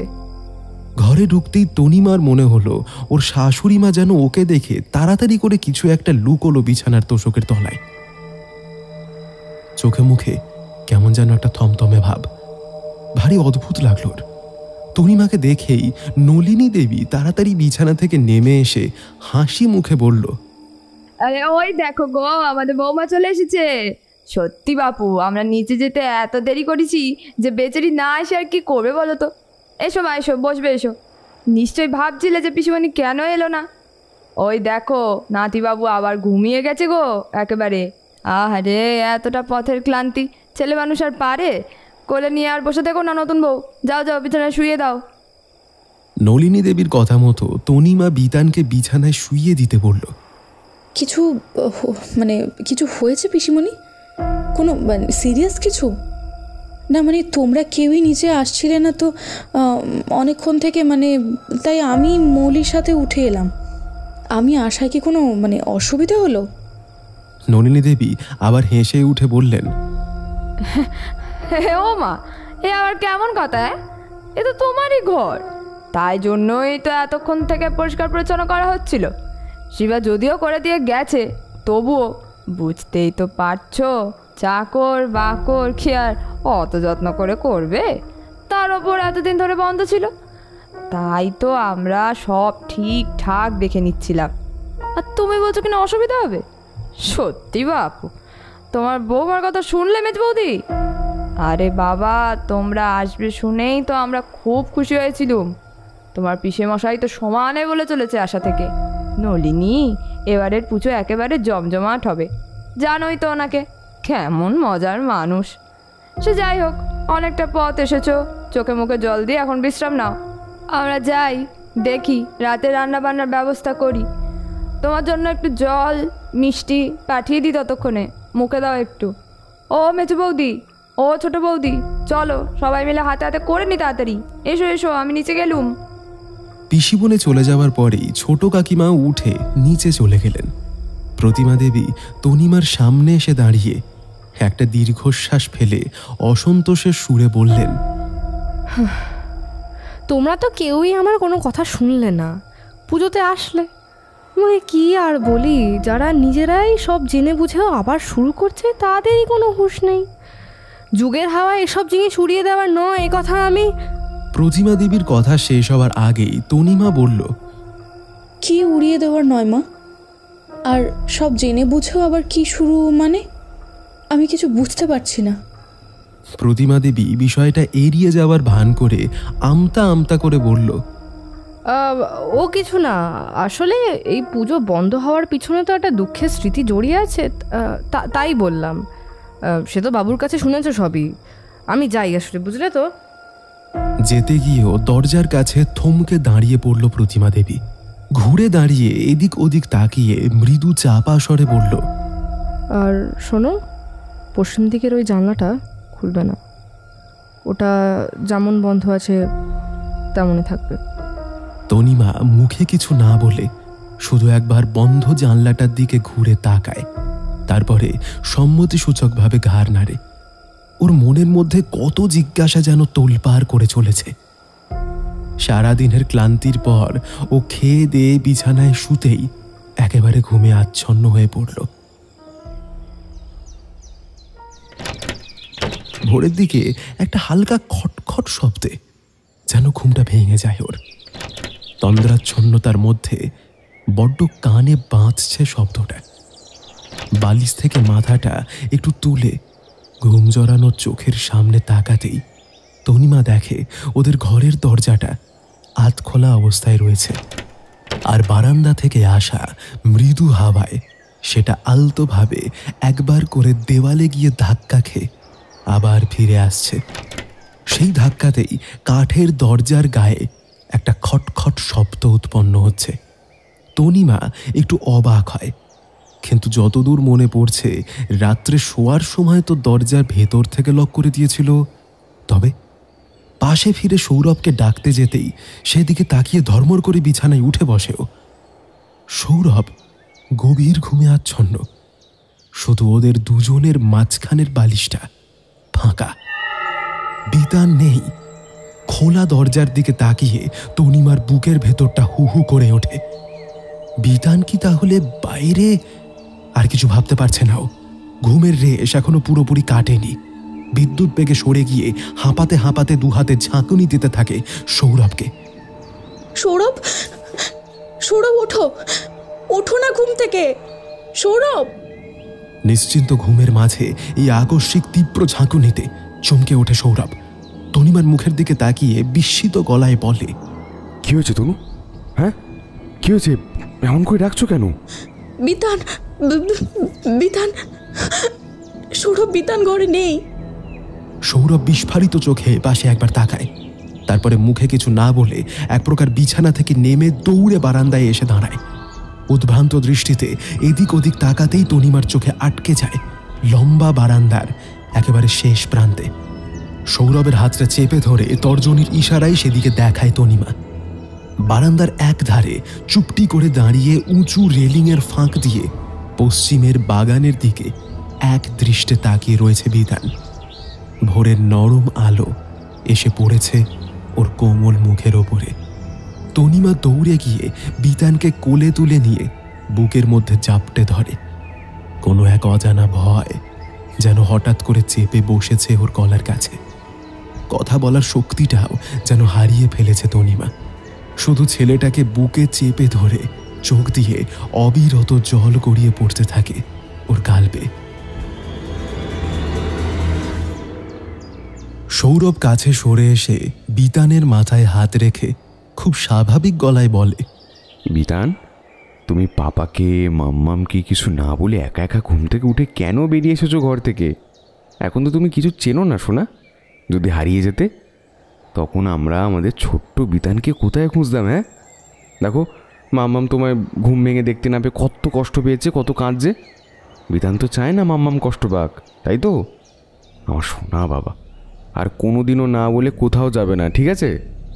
বিতান ঘাড় ঘুরিয়ে একবার বারান্দার এদিক ওদিক সন্ধানী দৃষ্টিতে তাকালো, ঠিক যেন কাউকে খুঁজছেও। তারপরে সৌরভের দিকে তাকিয়ে আধো আধো গলায় বলল, আমি তো একা আসিনি বাবা, আমার ফ্রেন্ডও তো ছিল আমার সাথে। আমাকে তো ডাকলো, বারান্দায় খেলা করছিল, তারপর নেমে গিয়ে ওই বাগানের দিকে চলে গেল। ওখানে দাঁড়িয়ে তো আমি আমার ফ্রেন্ডকে টাটা করছিলাম। বিতানোর ছোট্ট হাতটা তুলে বারান্দার যে কোণে অঙ্গুলি নির্দেশ করছে সেই নির্দেশ অনুসরণ করে কিছুটা এগিয়ে এসে সৌরভের চোখ চলে গেল বারান্দার ওপাশে বাড়ির পশ্চিমের বাগানটার দিকে। একটু আগে ঠিক ওইখানটাতে দাঁড়িয়ে বাগানের দিকে তাকিয়েছিল বিতান। বাগানটা সৌরভদের নিজেদেরই, তবে বাড়ির কেউই ওদিকে পা বাড়ায় না। ওই জায়গাটুকু ছেড়ে পুরো বাড়িটাই পাঁচিল দিয়ে ঘেরা হয়েছিল এই বাড়ি ছাড়ার আগে। তবে সে পাঁচিল এখন অনেক অংশই ভেঙে পড়ে ইট বেরিয়ে গেছে। সৌরভ আর একটু সরে এসে বারান্দার দিকে বাগানের যতটুকু দেখা যায় একবার ভালো করে দেখে নিল। না, কেউ নেই ওখানে। দীর্ঘদিনের অপরিচর্যায় এখন সেখানে বড় বড় ঘাস আর বুনো লতা, গুল্ম, আগাছার ঘন ঝোপ গজিয়ে উঠেছে। বুঝল এবারেও বাড়ির বাকি সমস্ত দিক পরিষ্কার পরিচ্ছন্ন করা হলেও ওই পাশটা তেমনই পড়ে রয়েছে। সেদিক থেকে সরে তনিমার সামনে এসে দাঁড়ায় সৌরভ। তনিমা বিতানকে এখনো তেমনই বুকের মধ্যে আষ্টে পৃষ্ঠে চেপে ধরে মেঝের দিকে এক দৃষ্টে তাকিয়ে রয়েছে। সৌরভ কাছে এসে দাঁড়াতেই ও মুখ তুলে অস্থির গলায় বলল, কি গো, কি গো, কাউকে দেখতে পেলে? হ্যাঁ, কেউ ছিল ওদিকে? সৌরভ তনিমার কাঁধে একটা হাত রেখে শান্ত স্বরে বলল, না, কেউ নেই ওদিকে, তুমি শুধু শুধু। সৌরভের কথা শেষ না করতে দিয়ে তনিমা আবার উদ্বিগ্ন কণ্ঠে বলল, তবে যে বিতান বলল ফ্রেন্ড এসেছিল। হ্যাঁ। সৌরভ হেসে একটু নরম গলায় বলল, উফ তনু, বিধান ছেলে মানুষ, কি বলছে। ওর কথা শুনে তুমিও চিন্তায় পড়লে। আর ও যা দুষ্টু হয়েছে, ঘুম ভাঙতে যেই দেখেছে আমরা ঘুমিয়ে রয়েছি অমনি দরজা খুলে চুপটি করে বাইরে বেরিয়ে এসেছে। ফ্ল্যাটেও তো মাঝে মধ্যে এমন দুষ্টুমি করে, ওসব নিয়ে আর ভেবো না। চলো চলো, ঘরে চলো। তনিমা এগোতে গিয়েও থমকে দাঁড়িয়ে বিস্মিত গলায় বলে, তুমি একটু আগে বললে না দরজা খোলা পেয়ে বিধান বেরিয়ে এসেছে, কিন্তু সৌরভ আমার স্পষ্ট মনে আছে কাল রাতে আমি দরজা ভিতর থেকে লক করে দিয়ে তারপর শুতে এসেছি। তুমিও তো তখন জেগেই ছিলে, তাহলে দরজাটা খুললো কীভাবে? আর অত উঁচুতে দরজার লক বিতান কি করে খুলে বেরোবে বলো তো? তনিমার কথায় সৌরভ থমকে দাঁড়ায়। ঠিক তো, এটা তো ভেবে দেখেনিও। আর সব কিছু বাচ্চার খেয়াল বলে উড়িয়ে দিলেও এই কথাটা তো উড়িয়ে দেওয়া যায় না। যেখানে ও নিজে কাল রাতে তনিমাকে দরজার ভেতর থেকে লক করতে দেখেছে, যদি দুজনের মধ্যে কেউই কাল রাতে উঠে দরজা না খুলে থাকে তবে বিতানের পক্ষে লক খুলে বাইরে আসা অসম্ভব। সৌরভের মনের মধ্যে একটা চাপা উদ্বিগ্নতা ক্রমেই জমাট বাঁধছে, কিন্তু তা চোখে মুখে প্রকাশ না করে নিজেকে স্বাভাবিক রেখে একটু গলা খাঁকড়ি দিয়ে বলল, ওহ তনু, এত চিন্তা করার মতো কিছু হয়নি। আসলে কি জানো তো, এটা পুরনো জমিদার বাড়ি। এসব দরজা জানলা অনেক পুরনো, নতুন করে তো কিছু সারাই করা হয়নি না। সেই আগে যা ছিল তাই আছে, শুধু পরিষ্কার করা হয়েছে। এসব দরজার লক কি আর ভালো থাকে বলো? মরচে ধরে আলগা হয়ে গেছে। দেখো, হয়তো আলতো করে লাগানো ছিল, বিতান গিয়ে খোলার জন্য টানাটানি করতেই লক নেমে গেছে। চলো ঘরে চলো, এসব নিয়ে আর বাড়ির কাউকে কিছু বলতে হবে না। চারটে অযথা কথা বলবে শুধু, বোঝোই তো। তনিমা আর কিছু বলল না, শুধু কাঁধের ওপর মাথা রেখে ঘুমিয়ে পড়া ওর বছর 5 ছেলেকে আরও খানিকটা শক্ত করে বুকের মধ্যে চেপে ধরে ঘরের দিকে চলে গেল। নিচে নামতেই নলিনী দেবী এক গাল হেসে তনিমার দিকে এগিয়ে এসে উচ্ছ্বসিত গলায় বললেন, ও মা, কি লক্ষ্মী মতো বৌমা আমাদের, দেখো তো একেবারে স্নান সেরে নতুন শাড়ি পরে সেজে গুজে নেমেছে। সত্যি মেজ বৌদি, তোমার বৌমাকে একেবারে দুর্গা প্রতিমার মতো লাগছে। এসো মা, এসো এসো, আমরা সবাই মিলে এই ষষ্ঠীর পুজোর জোগাড়ে লেগেছি। চক্রবর্তী মশাই একটু পরেই পুজোয় বসবেন। বাড়ির বউ হিসেবে তোমার ওপরেও কিন্তু অনেক দায়িত্ব আছে মা। ইভিয়া দালানেই বসেছিল। তনিমাকে নিচে দেখে বারান্দায় উঠে এসে বলল, আরে দাঁড়াও তো পিসিমণি, বৌদি ভাইয়ের ওপর এক্ষুনি সমস্ত কাজের চাপ দিলে চলবে না, ওসব পরে হবে। তোমরা তো এতজনে আছো, এখন আমরা বৌদি ভাইয়ের সাথে দালানে গিয়ে একটু ফটোশ্যুট করব। কত প্ল্যান করা আছে। এই এত সুন্দর শাড়ি পরে সেজে গুজে এখন কেউ কাজ করতে বসবে নাকি? মৌলিটাও যে কোথায় যায় না, বললো একটা ব্লগ বানাবে বাড়ির পুজোয়, ষষ্ঠী টু দশমী, খাওয়া দাওয়া, হই হুল্লোড়, সাজগোজ সব নিয়ে পুরো ফুল এনজয়মেন্ট। কি দারুণ হবে না বলো ব্যাপারটা বৌদি ভাই? তনিমা হেসে ইভিয়ার কথাতে সম্মতি জানাতে যাচ্ছিল, এমন সময় প্রতিমা দেবী উঠে এসে বললেন, এই তোদের ওসব ফটো তোলার সময় অনেক পড়ে আছে, এখন পুজোর সময় ওসব নয়। বড়রা যা বলছে ভালোর জন্য বলেছে। আর ঠাকুরজি, আমি বলি কি, পুজো শুরুর আগে বৌমাকে একবার বড়দির ঘর থেকে ঘুরিয়ে নিয়ে আসি। একবারও তো দেখেনি এখনো বৌমাকে।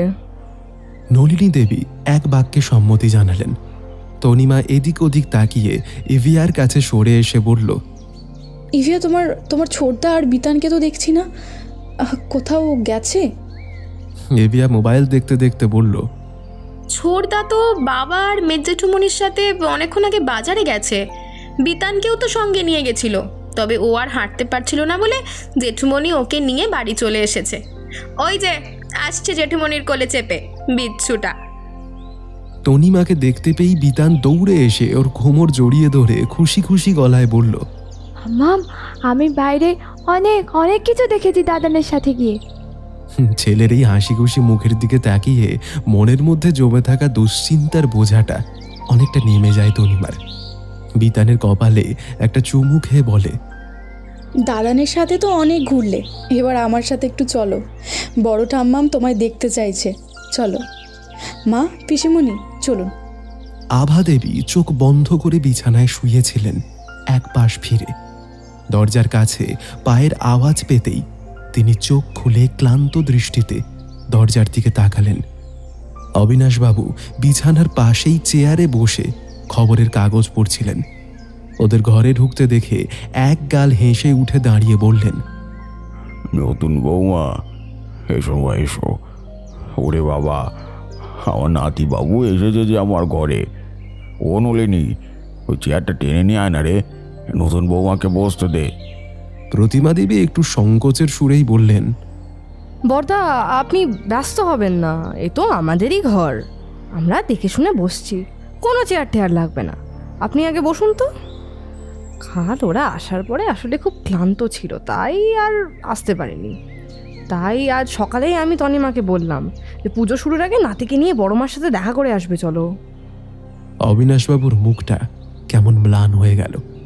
মাথা নিচু করে ভাঙা ভাঙা গলায় বললেন, আর কি দেখার মতো হাল রয়েছে গো মা? কি মানুষ কি হয়ে গেল!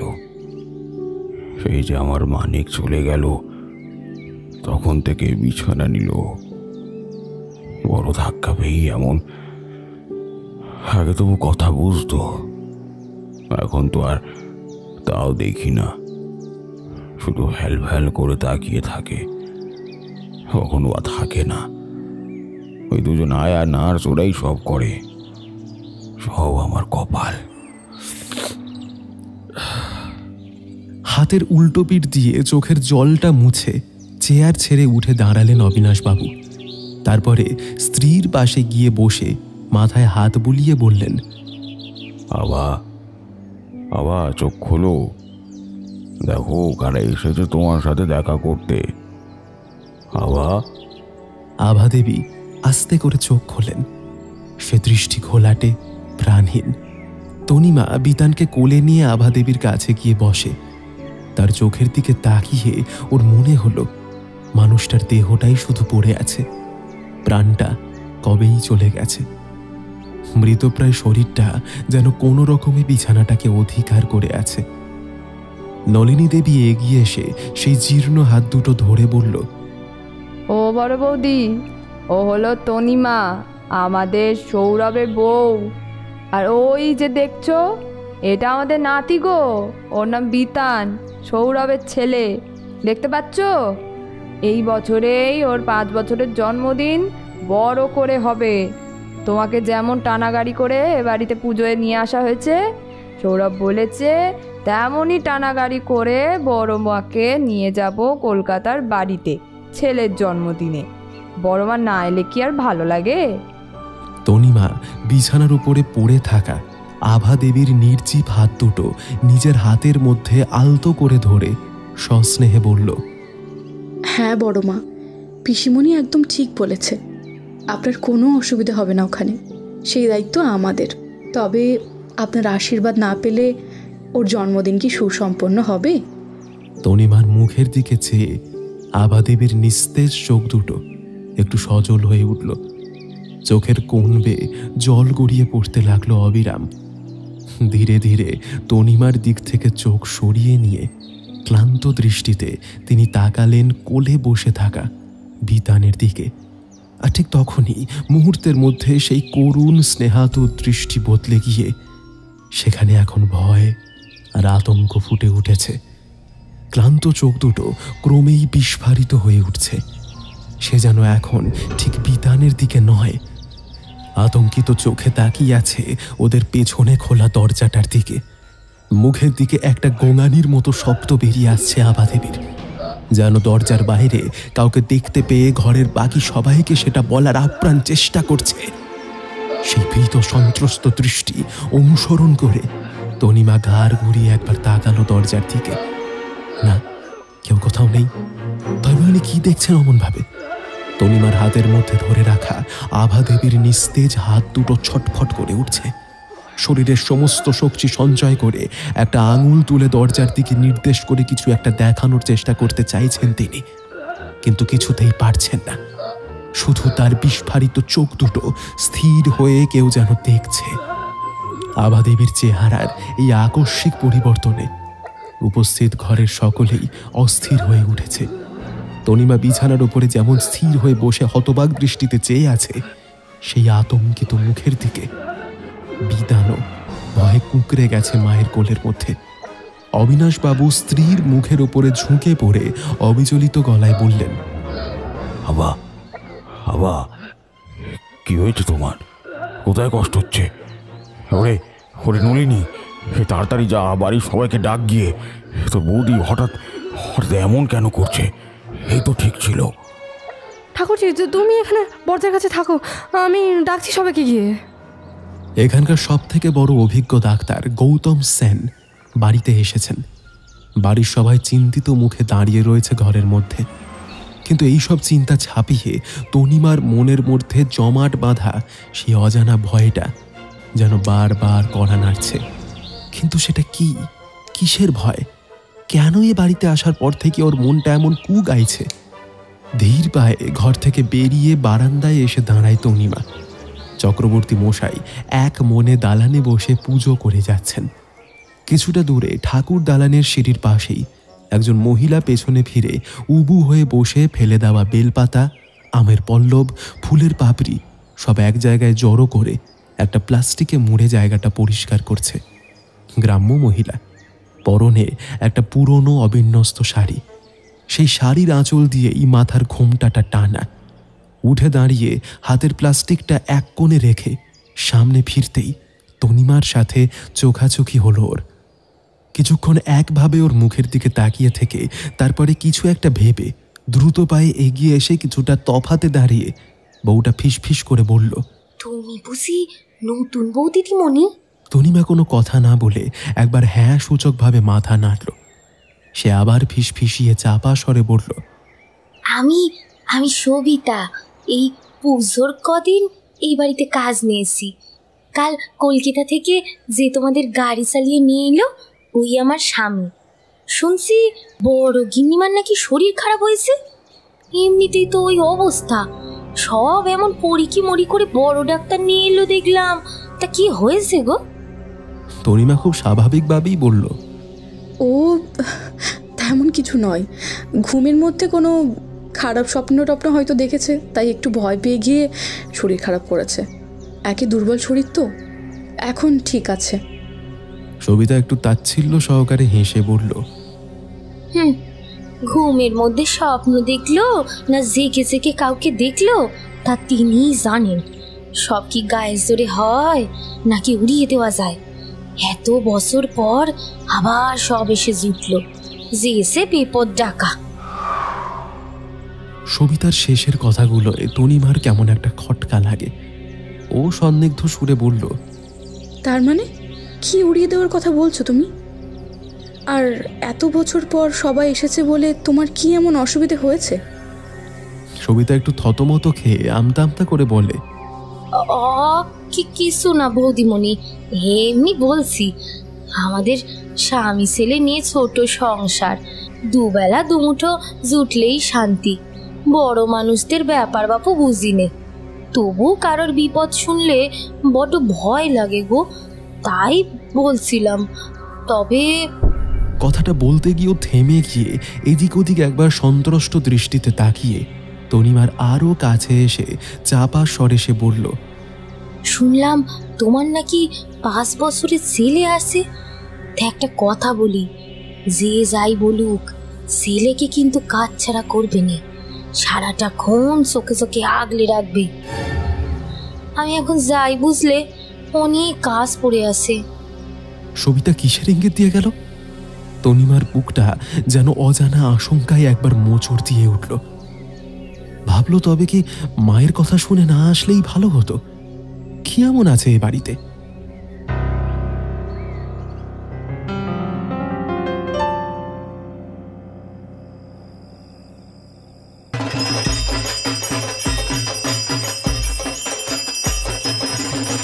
কাঁসর ঘন্টার আওয়াজে আর ধূপ ধুনোর গন্ধে সারা বাড়ি যেন ভরে উঠেছে সন্ধেবেলা।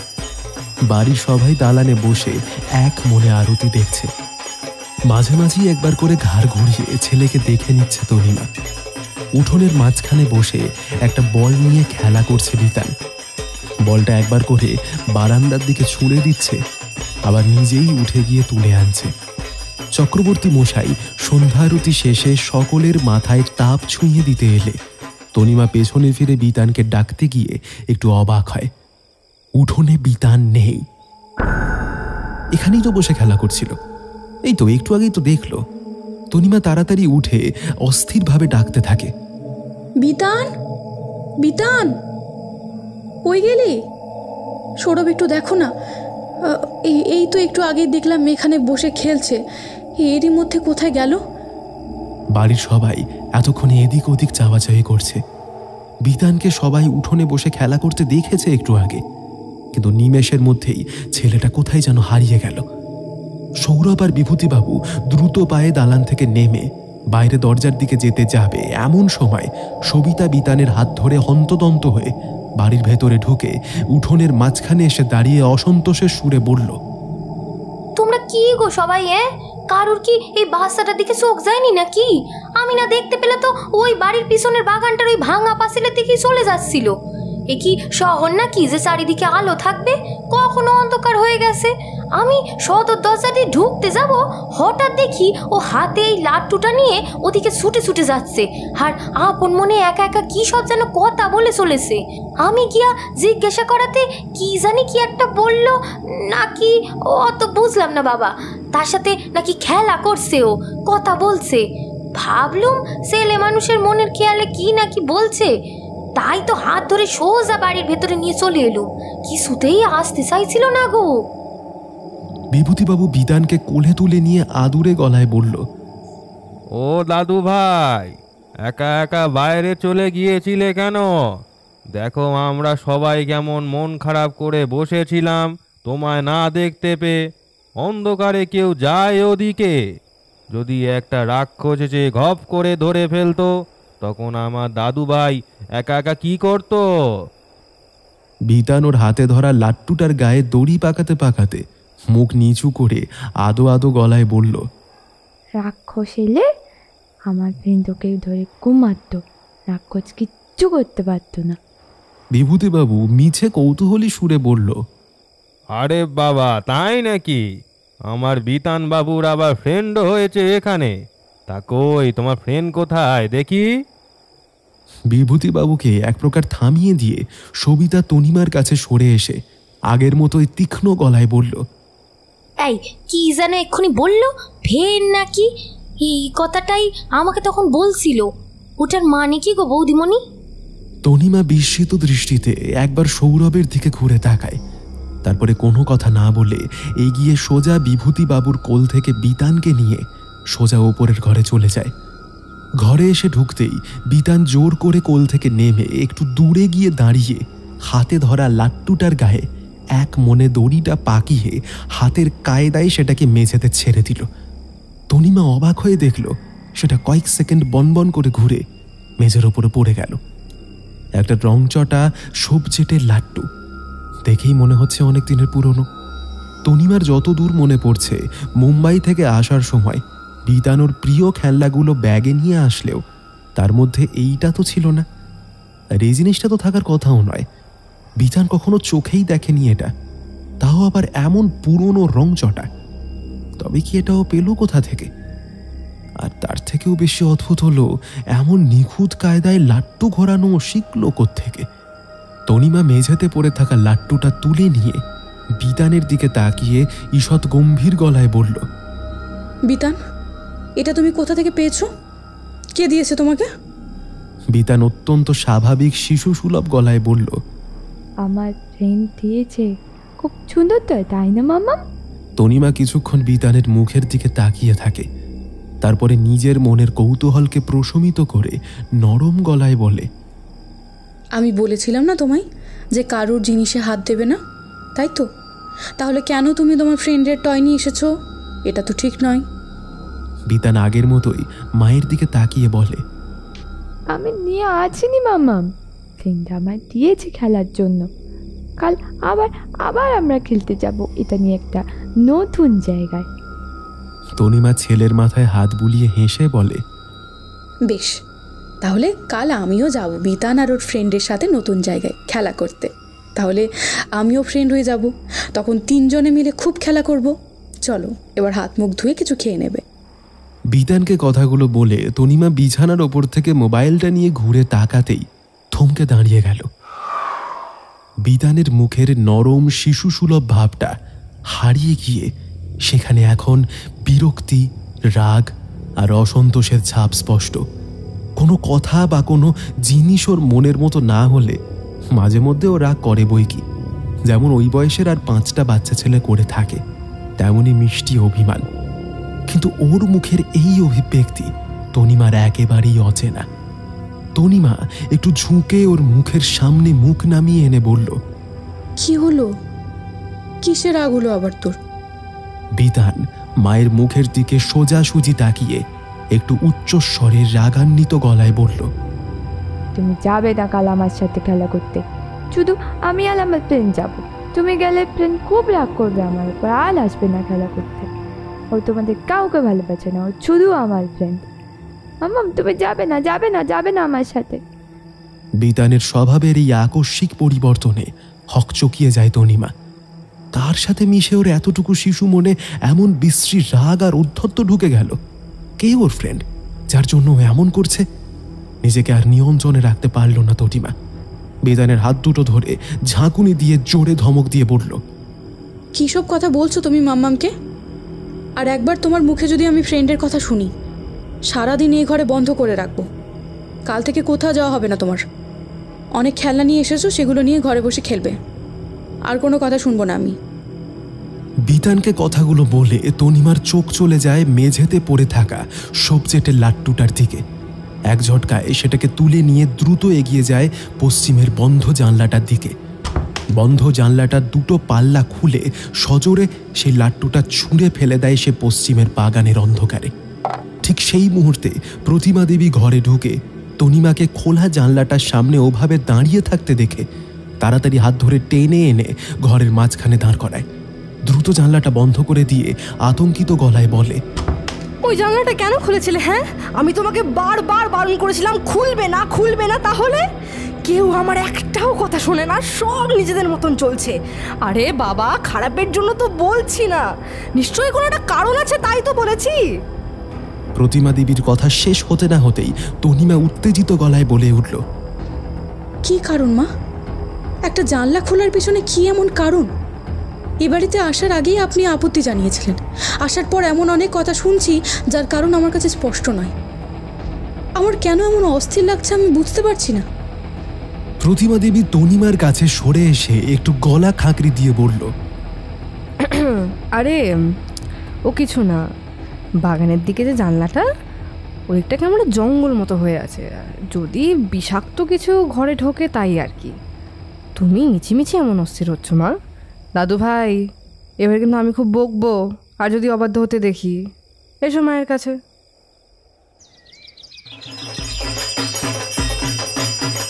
সপ্তমীর সকাল থেকেই চক্রবর্তী বাড়ি জোর কদমে মেতে উঠেছে পুজোর আমেজে।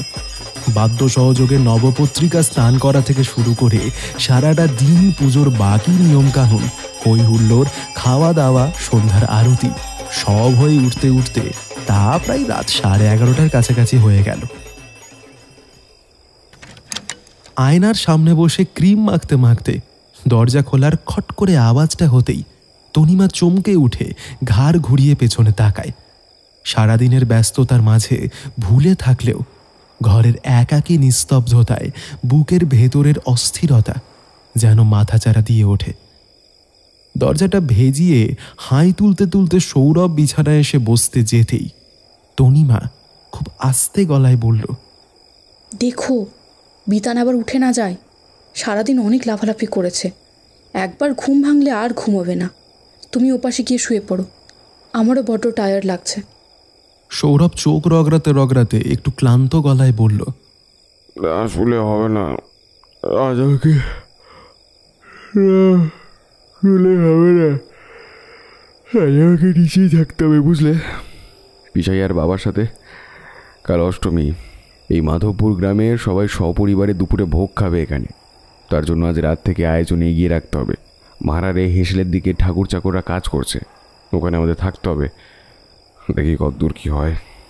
আজ নয় আমি পিসাইয়ের সাথে নিচেই শুয়ে পড়বো। তুমি দরজাটা দিয়ে বিতানকে নিয়ে ঘুমিয়ে পড়ো তনু, আর বসে থাকো না, আমিও চাই দেখি।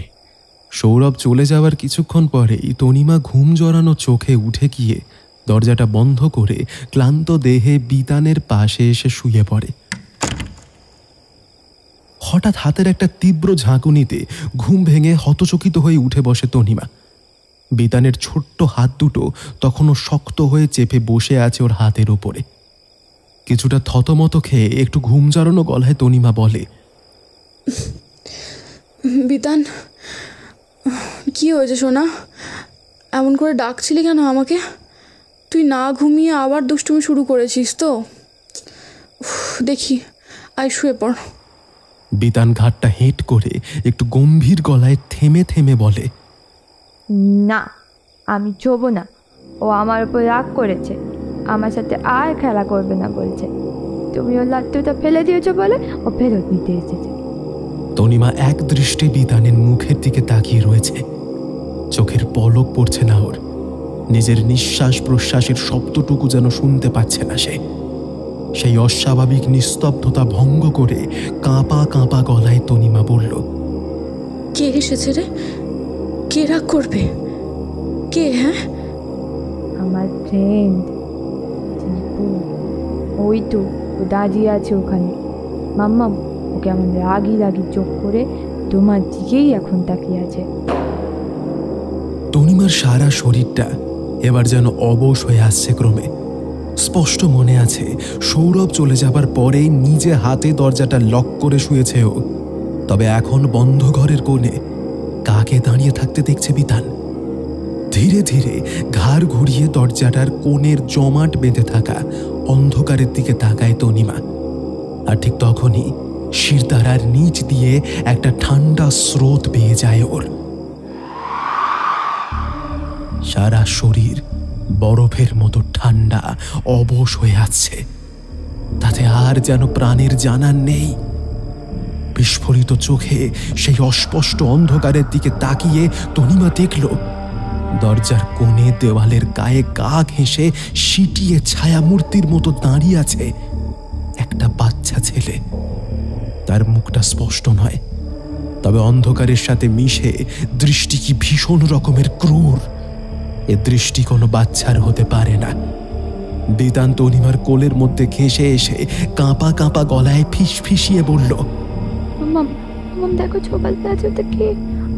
আমার খুব ভয় করছে মামা। ওখানে ওখানে কে বসে আছে?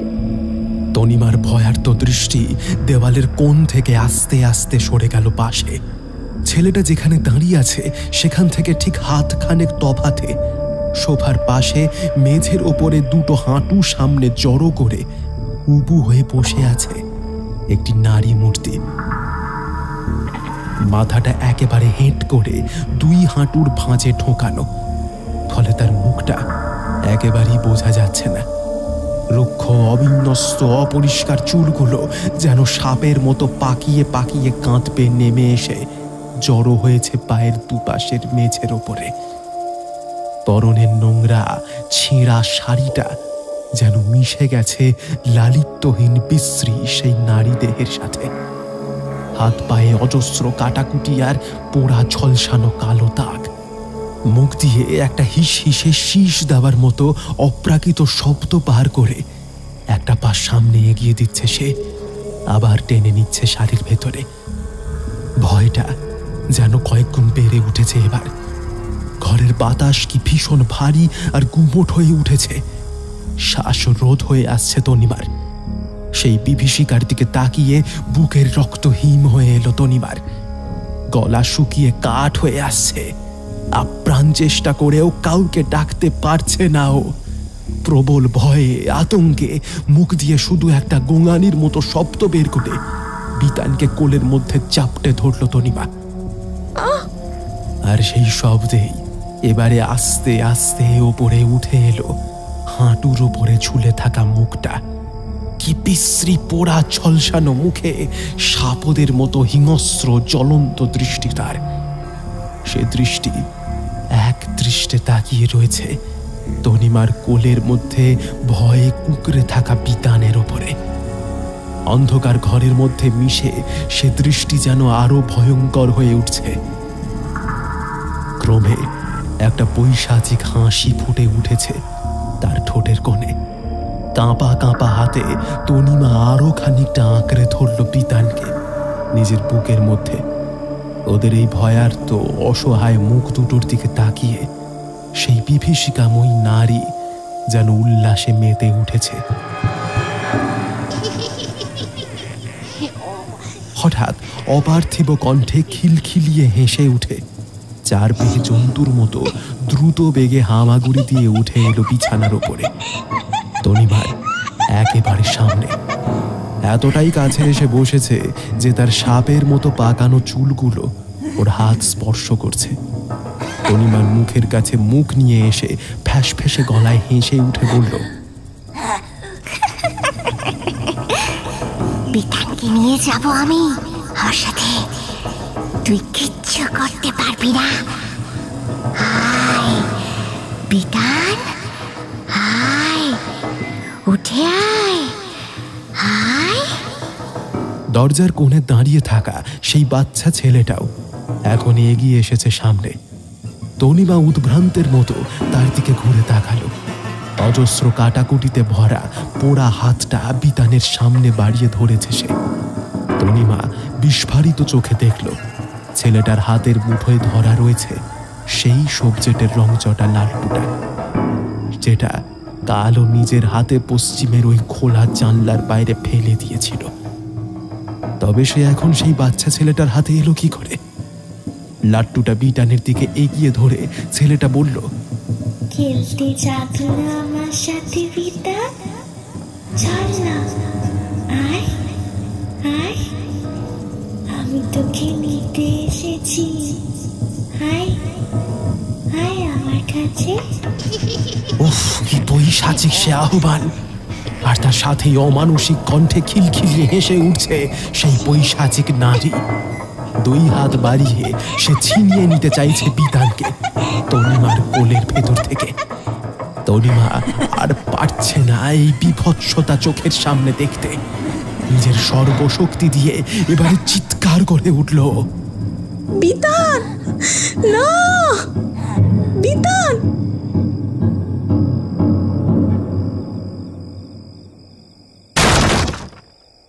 দরজা ভেঙে সৌরভ আর বাড়ির বাকি সবাই যখন ঘরের ভেতরে এসে ঢুকল, তখন তনিমা আর বিতান জ্ঞান হারিয়ে পড়ে রয়েছে বিছানায়। বিভূতিবাবু আর সৌরভ জেগেই ছিল নিচে, বাকিরা যে যার ঘরে। রাত 3টে নাগাদ তনিমার ওই বুক ফাটা আর্তচিৎকার বাড়ির সবার কানেই পৌঁছেছে। জ্ঞান ফেরার পর থেকেই ধুম জ্বরে মাথা তুলে ওঠার শক্তিটুকু পর্যন্ত হারিয়ে ফেলেছে তনিমা। প্রচণ্ড চিৎকারে গলা চিরে গেছে ওর। কথা বলতে গেলেও প্রচণ্ড কষ্ট হচ্ছে। শুধু অস্ফুটে বারবার অস্থিরভাবে বিতানকে ডেকে চলেছে ও। কোনো খারাপ দুঃস্বপ্ন দেখে খুব ভয় পেয়ে গিয়ে এমনটা হয়েছে বলে বাড়ির সবাই বলা বলি করলেও প্রতিমা দেবী যেন মন থেকে একটা খটকা কিছুতেই দূর করতে পারছে না। ওষুধটা খাইয়ে তনিমার মাথায় হাত বুলিয়ে দিতে দিতে সৌরভ বলল, একদম রেস্টে থাকবে এখন, একটু উঠবে না যতক্ষণ না জ্বরটা সারছে পুরোপুরি। যতক্ষণ না পুরোপুরি সুস্থ হচ্ছ একদম উঠবে না কিন্তু। আমি তো আছি তনু, কদিন ধরেই কাশি হচ্ছিল, কতবার বারণ করলাম কাল রাতে আর স্নান করো না করো না, কি শুনে আমার কথা? এবার দেখলে তো কেমন জ্বরটা বাঁধালে। যাই হোক, চিন্তা করো না, বিধান একদম ঠিক আছে। নিচে মৌলি আর ইভিয়ার সাথে গেম খেলছে, ছবি তুলছে, মা ওকে খাইয়ে দিয়েছে। তুমি একটু ঘুমিয়ে নাও এবার। দেখি, চোখ বন্ধ করো, চোখ বন্ধ করো। কথাটা বলে তনিমার চোখের দিকে তাকিয়ে বড্ড অদ্ভুত লাগলো সৌরভের। এই দৃষ্টি ওর অচেনা, কি ভীষণ ভয় মিশে আছে ওর চোখ দুটোর গভীরে, যেন কোনো নারকীয় ঘটনা চাক্ষুষ করেছে। প্রচণ্ড আতঙ্কে ফ্যাকাশে হয়ে গেছে মুখটা।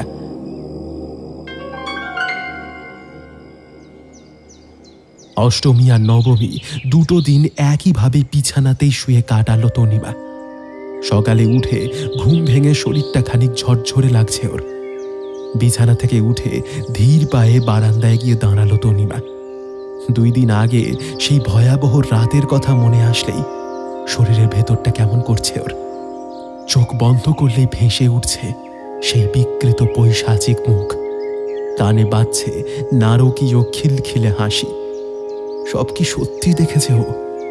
হঠাৎ সিঁড়িতে কারোর পায়ের আওয়াজ পেতেই তনিমা চমকে উঠে পেছনে ফিরে তাকিয়ে কাঁপা কাঁপা গলায় বলে, কে কে ওখানে? মাথার ঘোমটাটা আরো একটু সামনের দিকে টেনে সংকুচিত পায়ে বারান্দায় উঠে এসে নিচু গলায় সবিতা বলল, আমি গো নতুন বৌদিমণি, তোমাকে কটা কথা বলার ছিল। তুমি দুদিন বিছানায় জ্বরে পড়েছিলে বলে আর আসিনি। এখন উঠোন থেকে তোমার বারান্দায় দাঁড়িয়ে থাকতে দেখে লুকিয়ে উপরে উঠে এলো। জব করে বলি আমি চলে যাব, কেউ দেখতে পেলে আমাকে আর আস্ত রাখবে নি, কিন্তু তোমাকে যে বলতেই হবে, নইলে সব বনেশ হয়ে যাবে। তনিমা একটু অবাক গলায় বলল, কি কথা বলবে আমার সবিতাদি? ভয় নেই, তুমি বলো। সবিতা তনিমার আরও কিছুটা কাছে এগিয়ে এসে চারদিকে একবার দেখে নিয়ে ফিস ফিস করে বলল, আমি সব শুনেছি বৌদিমণি। তা তোমার কি হয়েছিল গো? সবাই বললেও আমি জানি তুমি কোনো দুঃস্বপ্ন দেখোনি। তুমি যাদের দেখেছো সব সত্যি। ওরা এই বাড়ির অভিশাপ, ওরা আবার এসেছে। তোমার ছেলেকে নিয়ে যত তাড়াতাড়ি পারো তোমরা চলে যাও বৌদিমণি। আজ বিজয়া দশমী, খালি তোমরা বেরিয়ে যাও। তনিমার মনের ভেতরে জমাট বাঁধা অস্থিরতাটা যেন ছটফটিয়ে উঠছে বারবার।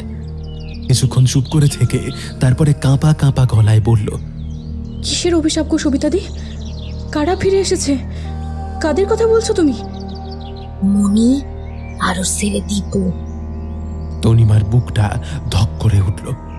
দুই পা পিছিয়ে গিয়ে ভয়ার্ত গলায় অস্ফুটে একবার বলল, দীপু। কথাটা বলতে গিয়ে ও গলাটা জড়িয়ে এলো ওর। সেদিন রাতে বিতারের মুখে এই নামটাই তো শুনেছিল, ওর ফ্রেন্ড। ও কে এসেছিল তবে? সবিতা তাড়াতাড়ি তনিমাকে ধরে চেয়ারে বসিয়ে বলে, তোমার ছেলেকে ওরা টেনে নিয়ে চলে যাবে গো বৌদিমণি, যেমন করে বড় দাদাবাবু শেষ হয়ে গেছিল। আমার শাশুড়ি মার মুখে আমার এসব শোনা, গপ্প কথা নয়। মনি এই বাড়িতে কাজ করতো অনেক বছর আগে, স্বামী ছেড়ে দিয়ে চলে গিয়েছিল। এই বাড়ির লোকেরাই ওই পশ্চিমের বাগানে ওর একখানা পাকা ঘর করে দিয়েছিল। একমাত্র ছেলে দীপুকে নিয়ে ওখানেই থাকতো। বড় দাদাবাবুর বয়সী ছিল দীপু। শুনেছি দুজনের নাকি খুব বন্ধুত্ব ছিল। হঠাৎ একদিন সন্ধ্যেতে ওই ঠাকুর দালানের পেছনে হেসেলের ভেতরে দুটিতে বসে খেলতে খেলতে অসাবধানে লম্ফর আগুনে দাউ দাউ করে জ্বলে ওঠে সব। সবাই যখন দৌড়ে আসে ততক্ষণে শুধু আগুনের হলকা চারিদিকে। আমার দীপুকে বাঁচাও না গো কেউ, আমার ছেলেটা যে জ্বলে গেল ভেতরে। সবাই তখন বড় কর্তার ছেলেরে নিয়ে ব্যস্ত, কেউ কান করেনি। শেষে থাকতে না পেরি মনি নিজেই ঝাঁপিয়ে পড়েছিল আগুনে, আর বেরিয়ে আসেনি। ওদের আর্ত চিৎকার ছাড়া আর কিচ্ছুটি শোনা যায়নি। শেষে বালতি বালতি জল ঢেলি আগুন নেভানোর পর দুটি নাকি ঝলসানো দেহ পাওয়া গেছিল। আর সেই ঘটনার 1 বছর পরেই তো এমনই দুর্গা পুজোর সময় একাদশীর দিন নাকি বড় কর্তার 100 বছরের ছেলেটা মরে গেল। কত ডাক্তার, বদ্যি, পুজো পাঠ, কিছুই হলো নি। এরা বলে বড় অসুখ করছিল, ভুগছিল, কিন্তু না, ওসব চাপা দেওয়ার চেষ্টা। সবাই সব জানে দীপু ওর প্রাণের বন্ধুকে টেনে নিয়েছে নিজের কাছে। অনাচার সহ্য হয়? তোমার ছেলে যে বছর 5 হলো, তাই তো ওরা আবার এসেছে ওর খেলার সাথে কি ডাকতে। এবারের অভিশাপ আছে গো, যত তাড়াতাড়ি পারো এখান থেকে চলে যাও। আজ সন্ধেবেলা আমি কালীতলা থেকে একটা মাদুলি এনে দেবো, ছেলের হাতে বেঁধে দিও বৌদিমণি। এক ফাঁকে এসে দিয়ে যাব, কোনো ভয় নেই তোমার। এবার আমি যাই, বুঝলে? এখনই নাহলে কেউ দেখে ফেলবে। আর শোনো, আমি যা যা বললুম এসব কথা কিন্তু কাউকে বলবে নি, কাউকে না। কেউ এসব মানতে চাইবে না। সন্ধেবেলা আসবো ক্ষণ, হ্যাঁ?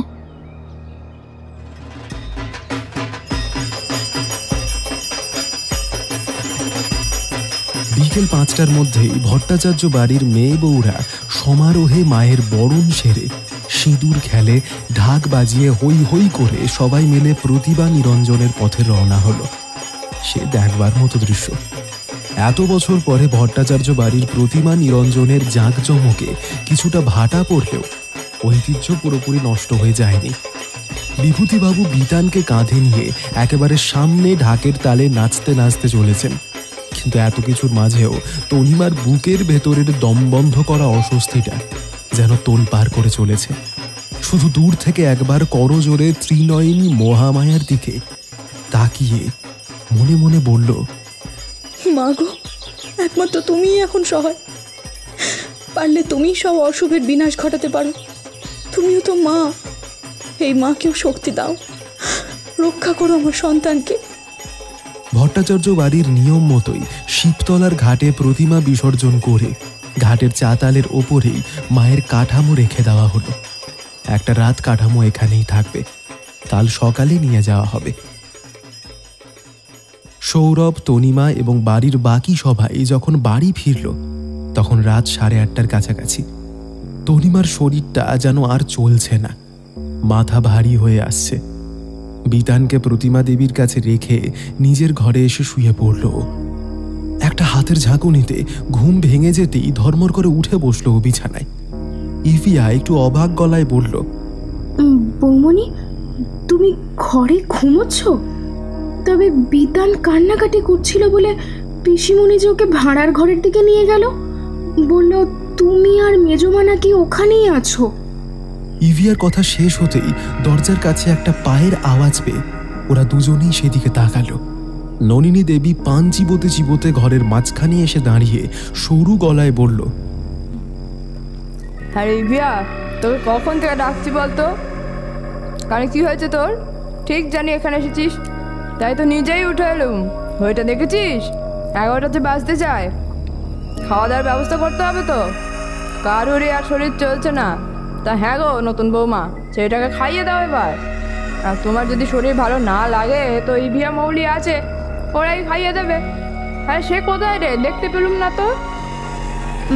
মানে নেই? মানে বিতান কাঁদছিল বলেই তো তুমি ওকে কোলে করে নিয়ে গেলে ভাড়ার ঘরের দিকে, বললে বৌমণি নাকি ওখানে আছে। কিন্তু এখন তো দেখছি বৌমণি ঘরে ঘুমোচ্ছিল।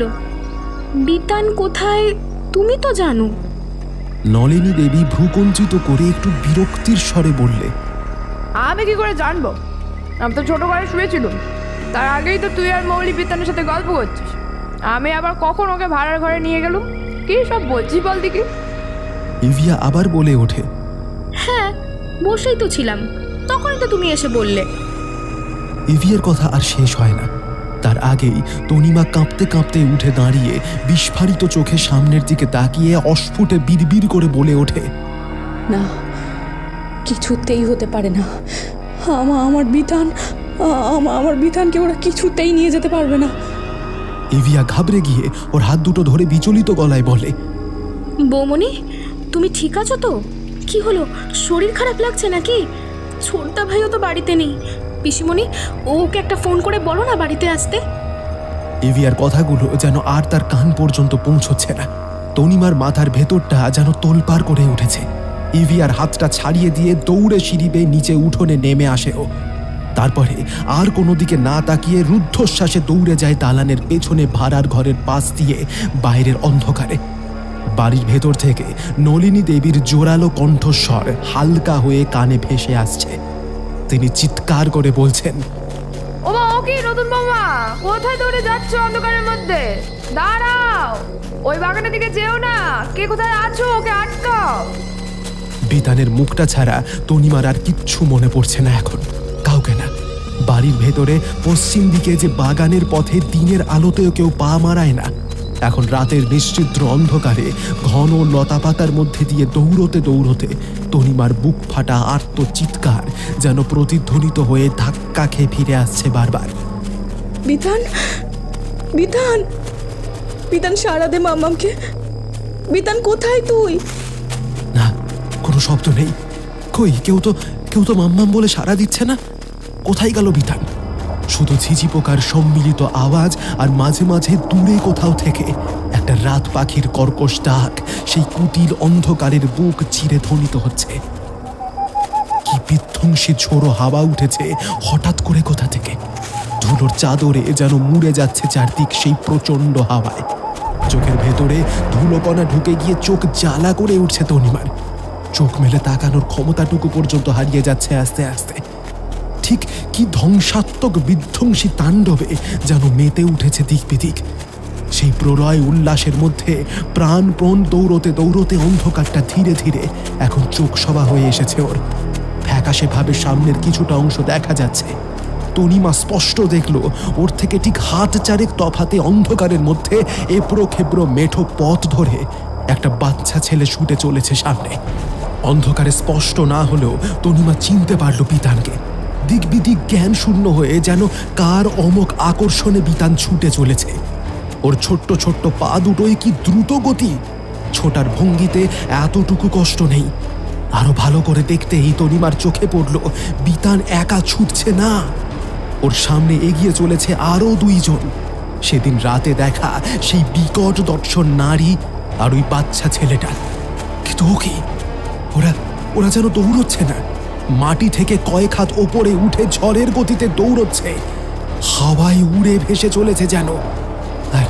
আর ওদের সাথে দুর্বার গতিতে অন্ধকারের মধ্যে মিশে যাচ্ছে বিতান। যেন পৃথিবীর সমস্ত ধরাছোঁয়ার বাইরে, সমস্ত নাগালের বাইরে টেনে হিচড়ে নিয়ে চলে যাচ্ছে ওরা ওকে। সবিতাদির বলা কথাগুলো যেন বারবার তনিমার মাথার মধ্যে ঘুরপাক খাচ্ছে। না না, কিছুতেই না। তনিমার বুকের ভেতরটা তোলপাড় করে উঠল। মনে হচ্ছে এবার বোধহয় ও জ্ঞান হারিয়ে লুটিয়ে পড়বে মাটিতে।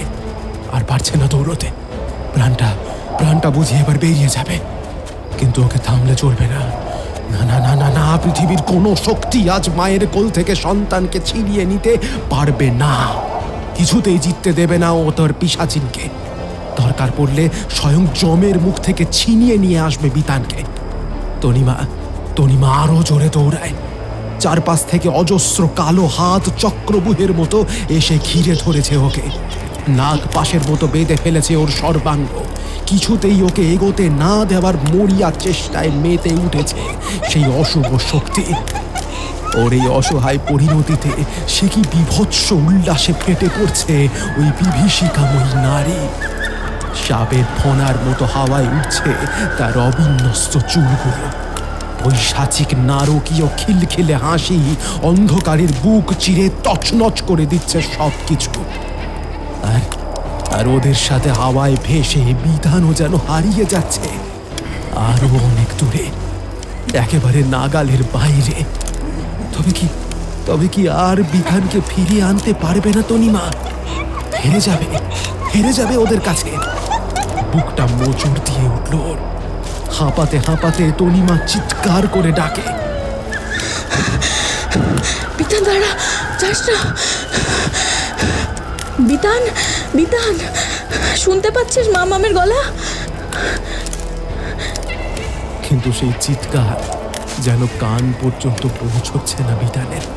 গ্রামের মেঠো পথ ধরে ওরা কোথায় দৌড়ে এসেছে খেয়ালই নেই তনিমার। গাঁগঞ্জ এলাকার রাত 11টা বেজে যাওয়া মানেই শুনশান নিস্তব্ধ। শুধু সেই বিধ্বংসী ঘূর্ণিঝড়ের তাণ্ডব ধ্বনিতে চারদিক যেন মৃত্যুপুরীর মতো লাগছে। এদিক ওদিক তাকিয়ে এ জায়গাটা যেন কিছুটা চেনা লাগছে তনিমার। হঠাৎ সামনে তাকাতেই তনিমা দেখলো কিছুটা দূরে দৌড়তে দৌড়তে মাটির উপরে উঁচু হয়ে থাকা কিছুতে ধাক্কা খেয়ে আছাড় খেয়ে কিছুটা দূরে পড়ে গেল বিতান। কিন্তু কই, ও তো আর উঠছে না, তেমনই শুয়ে আছে মাটির উপরে। মাঝে আর হাতখানিকের ব্যবধান।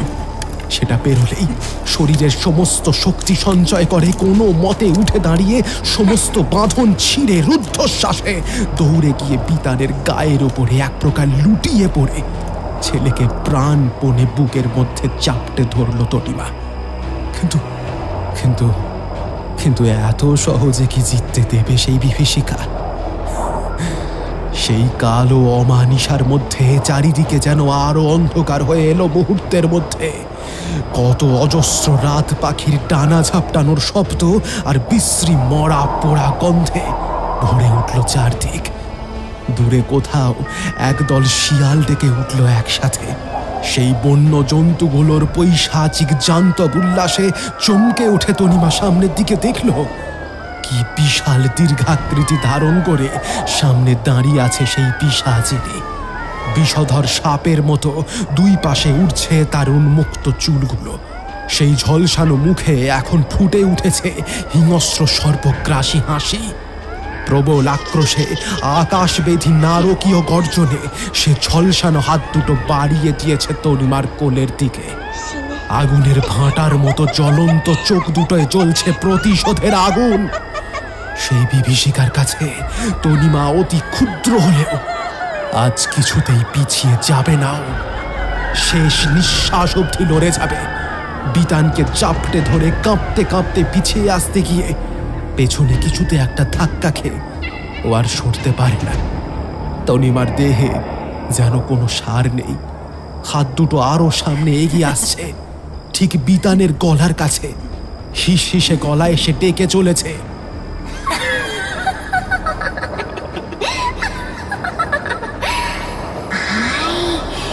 বিতান, উঠে আয়, চল আমার সাথে চল, আয় না, খেলবি না? কথাগুলো বলেই নারকীয় হাসিতে ফেটে পড়ছে সেই পিশাচিনী। তনিমা বুঝতে পারছে ও আর পারবে না, সব শেষ হয়ে যাবে এবার, সব শেষ হয়ে যাবে।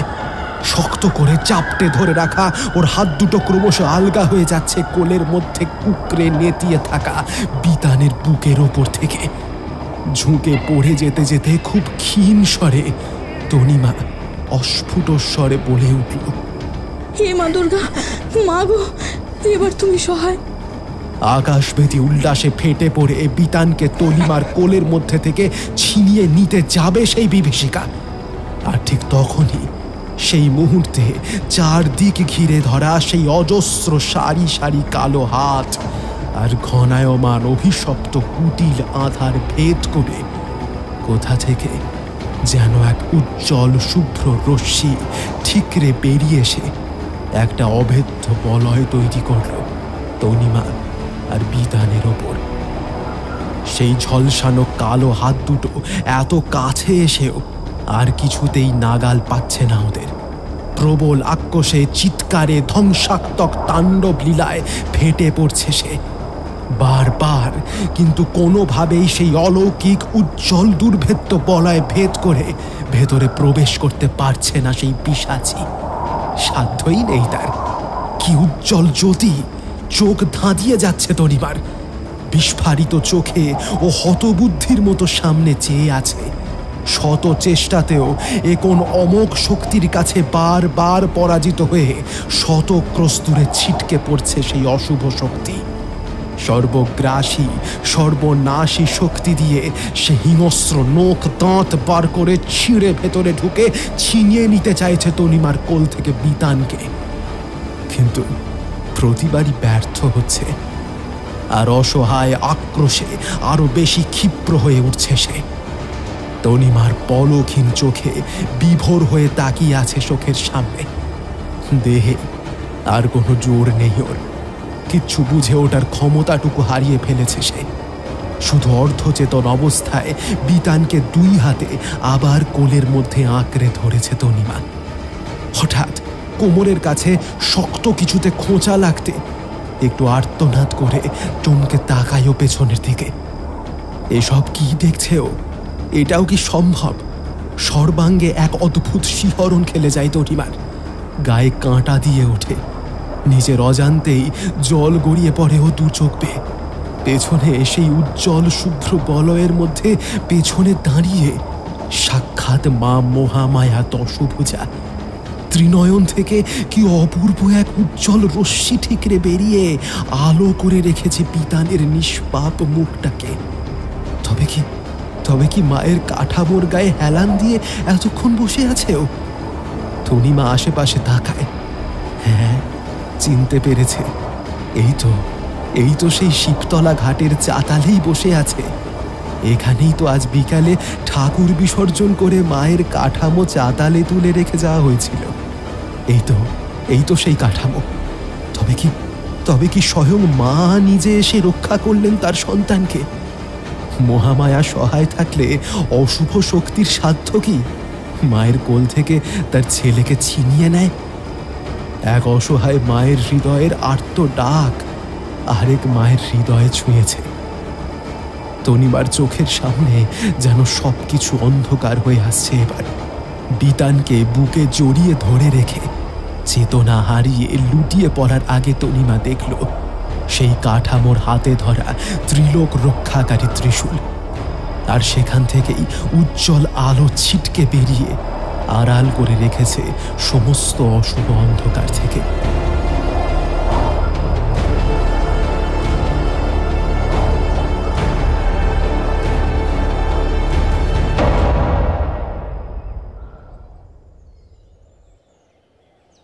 জ্ঞান ফেরার পরে চোখ খুলেই সৌরভের উৎকণ্ঠিত মুখটা চোখে পড়ে তনিমার।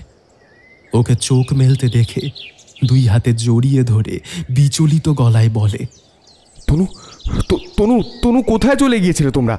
আমরা রাতের অন্ধকারে চারিদিক খুঁজতে খুঁজতে শেষে শেষে শিবতলার ঘাটে চাতালের উপর দেখি তোমরা দুজন অজ্ঞান হয়ে পড়ে আছো। তোমাদের কিছু হয়ে গেলে আমি কি নিয়ে বাঁচতাম বলো তো? বলতে বলতে কান্নায় ভেঙে পড়ে সৌরভ। তনিমা ওর পাশে ঘুমন্ত বিতানের মাথায় একটা হাত রাখে। দু চোখের কোণ বেয়ে অবিরত জল গড়িয়ে পড়ে ওর। বিকেলে গাড়িতে ওঠার আগে ঠাকুর দালানে গিয়ে মায়ের উদ্দেশ্যে শতকোটি প্রণাম সেরে আভা দেবীর ঘরে এসে তার পাশে এসে বসে তনিমা। তারপরে হাত দুটো ধরে নরম গলায় তনিমা বলে, বড় মা, আর বুঝি কোনো ভয় নেই। অভিশাপ এবার বোধহয় কাটল। এক মায়ের শক্তির চেয়ে বড় শক্তি বুঝি আর কিছু হয় না। তবে অনেকগুলো বছর আগে আপনার মতোই আরও এক মা সন্তানের জীবন বাঁচাতে মৃত্যুর মুখে ঝাঁপিয়ে পড়েছিল। তার কষ্টটা বোধহয় সেদিন কারুর মালুম হয়নি। তবু তো মায়ের জ্বালা যে বড় জ্বালা, তাই তো প্রতিশোধের আগুন নেভেনি এত বছরেও। সেই আগুনে আপনি একটু একটু করে আজও জ্বলছেন। আর অন্ধকার নেই, ওরা আর আসবে না। আমি তবে এবার আসি বড় মা, এরপর আবার সন্ধে নেমে যাবে।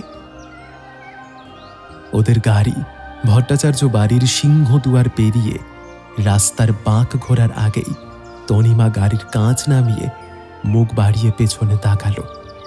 সাঁঝের আলো আধারি এসে নেমেছে জমিদার বাড়ির চারপাশে, তবে সেখানে আর কোনো আবছায়া নেই।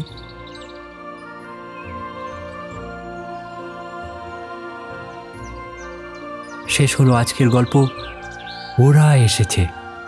গল্প পাঠে আসঞ্জন, বিভিন্ন চরিত্রে কাব্যশ্রী, দীপম, বর্ণালী, সায়ন, রাইমা, ইপসিতা, কৌস্তব, স্নেহা।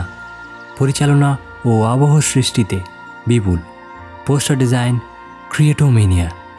গল্পের সূত্রধর আমি বিপুল। ফিরে আসবো আরও একটি অভিনব গল্প নিয়ে। তাই গান রাখুন স্কেয়ার এলিভেটর ইউটিউব চ্যানেলে। ধন্যবাদ, শুভরাত্রি।